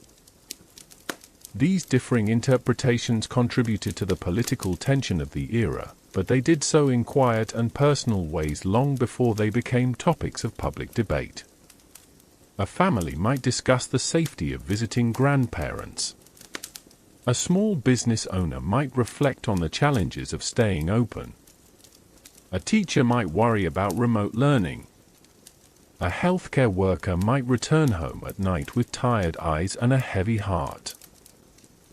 These private reflections shaped political beliefs more deeply than any televised discussion. People experienced the early 2020s through the lens of their own responsibilities, fears, and needs. The pandemic also exposed differences in how Americans interpreted the role of national leadership. Liberals sought steady guidance from scientists, medical professionals, and federal agencies. They valued consistent messaging and unified strategy. Conservatives often expressed trust in local leaders and emphasized the need for flexibility in addressing regional differences. They questioned whether national directives could fully account for the diversity of American life. These differing expectations shaped how each wing evaluated leadership during the crisis. Technology played an even greater role during this period than in the early 2010s. With millions of people spending more time at home, digital platforms became the primary way to gather information, communicate with others, and experience the outside world. Social media timelines filled with news, advice, stories, and commentary. Some of it was helpful. Some of it was confusing. Some of it was emotionally overwhelming. The constant flow of information influenced political identity, not always through direct persuasion, but through repetition, emotional responses, and the feeling of living inside a shared digital environment. Cultural debates intensified as well. Issues related to race, policing, economic inequality, and public health intersected in complex ways. The death of George Floyd in 2020 prompted widespread reflection and public demonstrations. Liberals emphasized the need for systemic reform, racial justice, and accountability. Conservatives emphasized the importance of law, order, and community stability. People across the country discussed these topics quietly at home. Parents spoke with children. Educators spoke with students. Friends reached out to one another with compassion. Although the national narrative often highlighted division, there were countless moments of private vulnerability, empathy, and sincere searching for understanding. Economic challenges also reshaped political identity. Millions of Americans experienced job loss, reduced hours, or financial uncertainty. Liberals argued for expanded government relief, stimulus payments, and protections for workers. Conservatives raised concerns about national debt, long-term sustainability, and the effects of extended government intervention. These viewpoints were rooted in genuine hopes for stability and recovery. Individuals positioned themselves within one wing or the other not because of partisanship alone, but because of how they interpreted the path toward rebuilding. The early 2020s also marked a period of heightened civic participation. People voted in larger numbers than in many previous elections. They attended local meetings, read more widely about policy, and discussed their beliefs openly. For some, this engagement came from a feeling of uncertainty. For others, it came from a renewed desire to shape the direction of the country.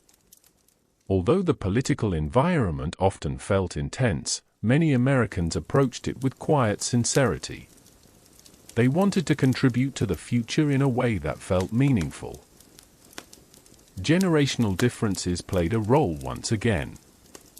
Younger Americans tended to support progressive ideas about healthcare, climate policy, and social justice. Older Americans tended to prioritize economic revival, stability, and traditional institutions. Yet within families, these differences often softened as people shared experiences. A young adult might return home, discuss remote learning, and gain perspective from a parent who remembered earlier economic hardships.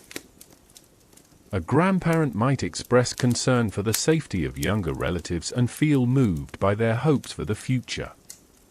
These conversations reminded many people that political identity existed within a broader landscape of care.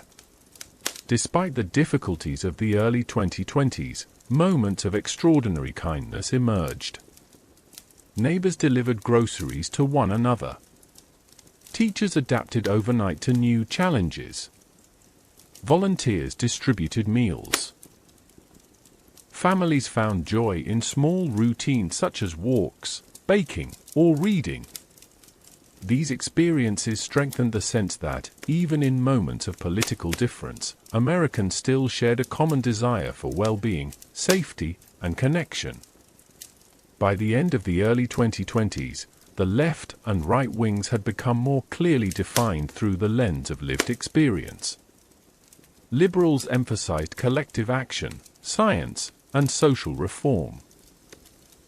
Conservatives emphasized personal freedom, economic resilience, and cultural tradition. Yet beneath these differences, there remained a quiet understanding that people on both sides were navigating the same difficult moment, seeking clarity in uncertainty and hoping for better days ahead. In the next part of this series, we will explore the mid-2020s, a period marked by recovery, shifting generational influence, and ongoing reflections about what political identity means in a changing world. Part 19. The mid-2020s and the quiet reconsideration of American political identity. The mid-2020s arrived with a gentleness that felt almost unfamiliar after the rapid, disorienting shifts of the early part of the decade. By this time, many Americans had begun rebuilding their routines, taking slow steps toward normalcy, and reflecting on what the previous years had taught them. The nation was not entirely at peace, but it had entered a quieter stage of adjustment. People were recovering in their own ways, finding meaning in small daily rituals, and slowly redefining what stability meant. Within this calm and reflective atmosphere, American political identity experienced yet another transformation. It did not come through sudden changes or dramatic movements, but through private contemplation, softer conversations, and a steady rebalancing of values across the left wing and right wing. One of the most noticeable shifts during the mid-2020s was a growing desire for understanding. After years of tension, many individuals felt tired of constant conflict. They wanted to reconnect with neighbors, co-workers, and family members without the sense of emotional vigilance that had characterized earlier years. This desire influenced political identity in subtle ways. People began to ask themselves what mattered most. They looked inward, considered their personal experiences, and re-examined long-held assumptions. Some found their beliefs had strengthened. Others discovered a softening of their viewpoints. Still others realized that their political identity felt more complex than simple labels could capture.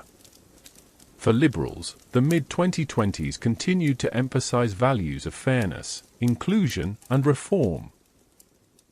Many individuals on the left had spent the previous decade advocating for environmental protection, expanded access to healthcare, racial justice, and economic equality. These priorities remained important, but the tone of the advocacy began to shift. It became more focused on long-term solutions rather than urgent reaction. Liberals increasingly embraced conversations about sustainable policy, the modernization of public systems, and the need to address global issues such as climate change with patience and clarity. The mid-2020s encouraged a style of liberal identity that felt more reflective and strategic rather than purely reactive. Conservatives experienced a parallel adjustment. After years of cultural and political intensity, many individuals on the right sought a return to steadiness, community rootedness, and a calmer form of civic participation. They reaffirmed their belief in personal responsibility, economic freedom, and the importance of tradition. But they also began to focus more on local engagement, constructive problem solving, and preserving unity within their families and communities.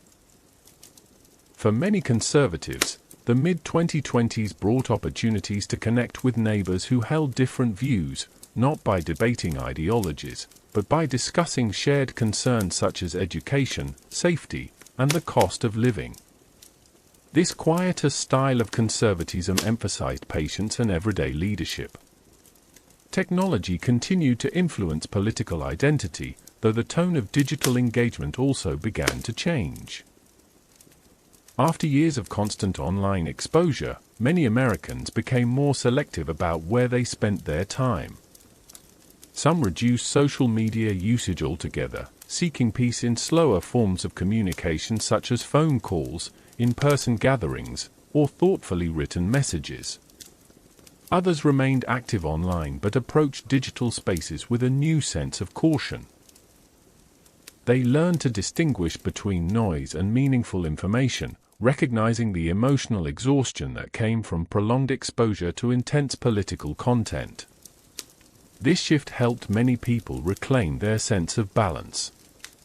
Despite this, digital platforms still played a major role in shaping the left and right wings.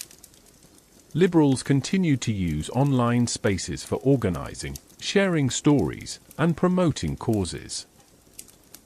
Conservatives used digital platforms to reinforce cultural values, support local initiatives, and engage with commentary that aligned with their beliefs. However, the tone of engagement in the mid-2020s was influenced by a greater awareness of the emotional toll that constant digital connectivity could create. Many people began using technology more intentionally, which softened the impact of polarization. Culturally, the mid-2020s saw a growing sense of generational transition. Younger Americans were entering the workforce, participating in local government, and expressing their perspectives with confidence. They had grown up in a world shaped by smartphones, global connectivity, and broad cultural diversity. Their political identity was influenced by issues such as climate action, housing affordability, mental health, and educational access. Although many leaned progressive, they approached these issues with a blend of idealism and pragmatism. Their voices added new energy to the political landscape. Older generations, meanwhile, continued to shape conservative identity through their focus on economic stability, community cohesion, and the preservation of familiar traditions. But many individuals across older age groups also expressed a desire for calmness and cooperation. They had experienced decades of change and recognized that stability required more than mere defense of the past. It required thoughtful adaptation. This created a quiet connection between generations, as both old and young began to listen to each other more closely. Many families noticed a softening of political tension as conversations became more nuanced. Economically, the mid-2020s were defined by a mix of uncertainty and cautious optimism. The effects of inflation, housing shortages, and shifting job markets were felt across communities. Liberals argued for public investment and policies to reduce inequality. Conservatives favored solutions centered on market resilience, deregulation, and local problem solving. These differences influence voting patterns and public debates, but in many households, the discussions were gentle and personal. People talked about rising rent prices, the cost of groceries, or the challenges of saving for the future. These everyday experiences shaped political identity more deeply than national commentary. Foreign policy also played a role in shaping identity. The global landscape was changing rapidly, with new alliances forming and new concerns emerging. Liberals emphasized diplomacy, cooperation, and international engagement. Conservatives emphasized national security, strategic independence, and cultural continuity. These differing priorities reflected broader ideological values, yet they rarely appeared as personal disputes in daily life. Instead, they shaped how individuals interpreted global news stories and presidential decisions. One of the most significant influences of the mid-2020s was the growing recognition that political identity could not be entirely defined by left and right categories. Many people began to express frustration with polarization and felt themselves drifting toward more independent or nuanced positions. They valued certain liberal ideas and certain conservative ideas. They cared about tradition and progress, about security and compassion, about individual freedom and social responsibility.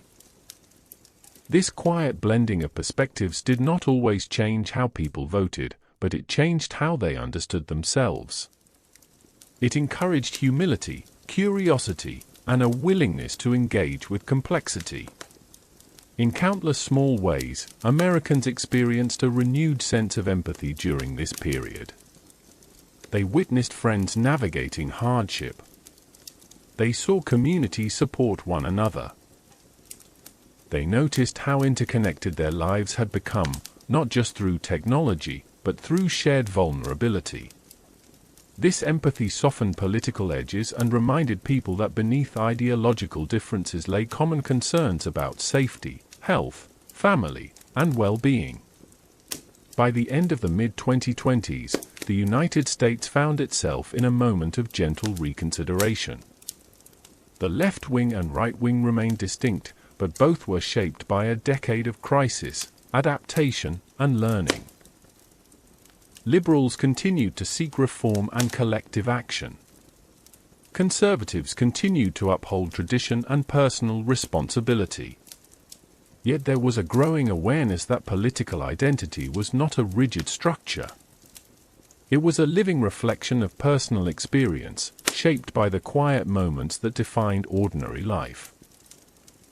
In the final part of this series, we will step into the late 2020s, exploring how Americans carried forward their reflections, rebuilt connections, and continued shaping the future of political identity in ways that were gentle, thoughtful, and deeply human.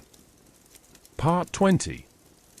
The late 2020s and the quiet maturation of left and right identity. The late 2020s unfolded with a deep breath after years of rapid change, uncertainty, and emotional intensity. By this time, most Americans had experienced a full decade defined by both disruption and reflection. They had lived through a pandemic, navigated economic shifts, adapted to technological acceleration, and thought carefully about what community and stability meant in a world that seemed to change every few months. Yet beneath these transformations, something quieter and more enduring was taking place. The left-wing and right-wing identities of the United States were maturing, settling into forms shaped not only by political events but by the collective desire for steadiness, clarity, and connection. This period did not bring dramatic ideological revolutions. Instead, it offered a moment of calm maturity, as many Americans began seeking balance within themselves and in their relationships with others. One of the most noticeable features of the late 2020s was the gradual return to face-to-face community life. After years of digital dependence, people grew more intentional about in-person connection. They met neighbors at local events, attended town council meetings, returned to places of worship, and participated in community gatherings. In these interactions, political identity softened. People spoke more about shared concerns, such as rising housing costs, the state of local schools, the desire for safe neighborhoods, and the well-being of their families. These conversations reminded individuals that their political beliefs existed within a larger fabric of everyday life. The left and right wings still held different priorities, but both became more grounded in lived experiences rather than abstract narratives. Liberals entered the late 2020s with a renewed focus on practical reform. The urgency of earlier years was replaced by a steady commitment to addressing long-term issues such as climate adaptation, public health infrastructure, and economic inequality. Many individuals on the left emphasized thoughtful planning, gradual implementation, and collaboration with local communities. They believed that progress required patience and cooperation, not only with government institutions but with ordinary people who held different perspectives. This approach reflected a maturing liberal identity, one that valued idealism but recognized the importance of inviting others into the conversation gently rather than forcefully. Conservatives also experienced a shift in tone during this period. After years of cultural intensity, many individuals on the right began seeking stability not through conflict but through stewardship. They focused on preserving traditions, strengthening local institutions, and encouraging responsible decision-making. Conservative identity became increasingly centered on ideas of mentorship, family guidance, and the passing down of wisdom to younger generations. Rather than resisting change outright, many conservatives emphasized the idea of shaping change in ways that honored history and supported community integrity. This quieter, more reflective conservatism influenced local leadership and shaped national conversations in subtle but meaningful ways. The role of technology also matured during the late 2020s.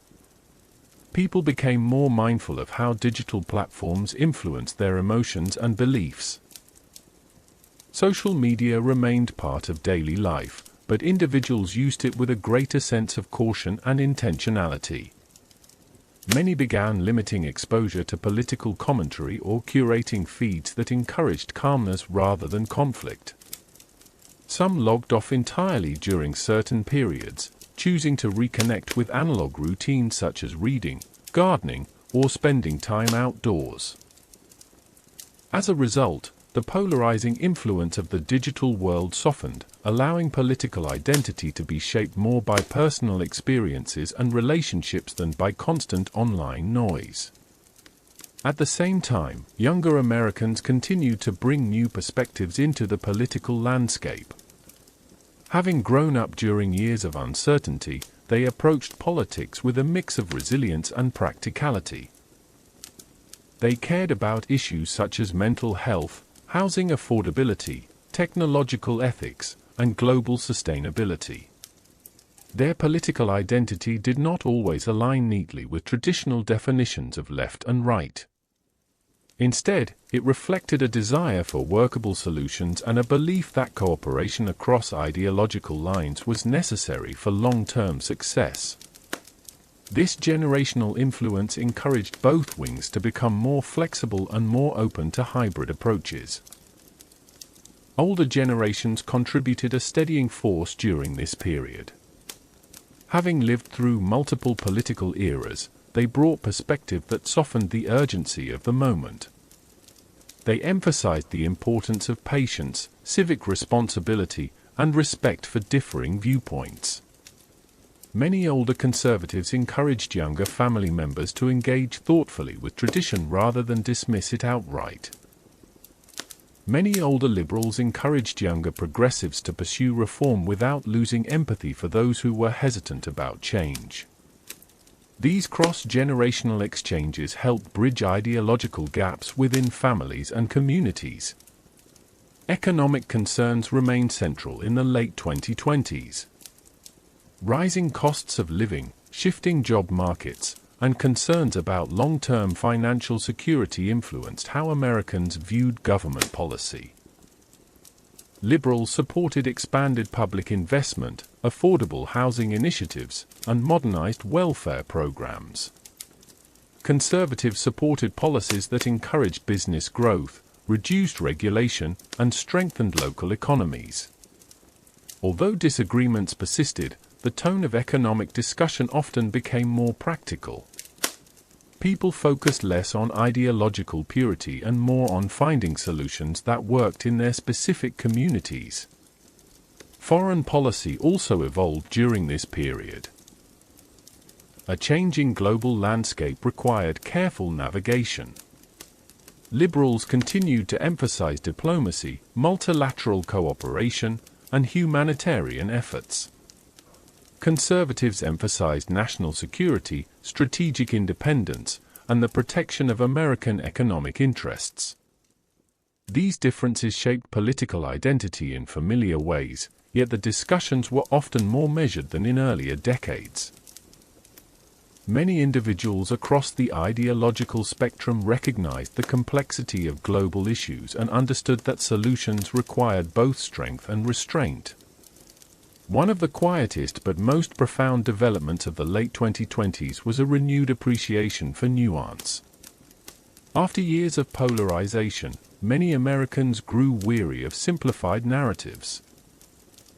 They sought deeper understanding, reading longer articles, listening to thoughtful podcasts, and engaging in conversations that explored the complexity of national challenges. This shift encouraged people on both wings to question assumptions, acknowledge uncertainty, and embrace humility. It did not erase ideological differences, but it fostered a sense of calmness and intellectual curiosity that softened political identity. Community life played a significant role in this shift. Local organizations, small businesses, schools, and neighborhood groups became spaces for cooperation. People from different political backgrounds volunteered together, attended events together, and supported one another during moments of personal hardship. These experiences reminded individuals that shared humanity outweighed ideological differences. In the soft rhythms of everyday life, Americans found ways to maintain connection even when they disagreed about policy. By the end of the 2020s, the United States had not resolved every division, nor had it achieved perfect unity. But the left and right wings had matured into forms shaped by resilience, reflection, and a renewed desire for balance. Liberals continued to advocate for fairness, sustainability, and collective responsibility. Conservatives continued to uphold tradition, autonomy, and cultural continuity. Yet both wings carried a deeper awareness of the importance of listening, understanding, and engaging with patience. The story of American political identity in the 2020s was not solely a story of tension. It was also a story of quiet adaptation. Families learned to navigate differences. Communities found ways to rebuild trust. Individuals embraced both caution and hope. This gentle shaping of identity formed the foundation for the political landscape of the coming years. The series closes with the recognition that political identity is never fixed. It grows, shifts, and matures alongside the people who carry it. And just as the nation has weathered change in the past, it will continue to evolve through the reflections, conversations, and quiet choices made in homes and communities across the country. As we bring this peaceful journey to a close, allow the long story of America's left wing and right wing to settle softly in your thoughts, not as a tale of conflict but as a reminder of how people grow, adapt, and search for balance across generations. Politics, like any human story, shifts slowly through the choices of individuals who care about their families, their communities, and their future. Whether shaped by tradition or progress, caution or idealism, every perspective reflects a desire to belong in a changing world. Let the gentle rhythms of these histories ease you into rest, knowing that the search for understanding continues quietly in the background of daily life.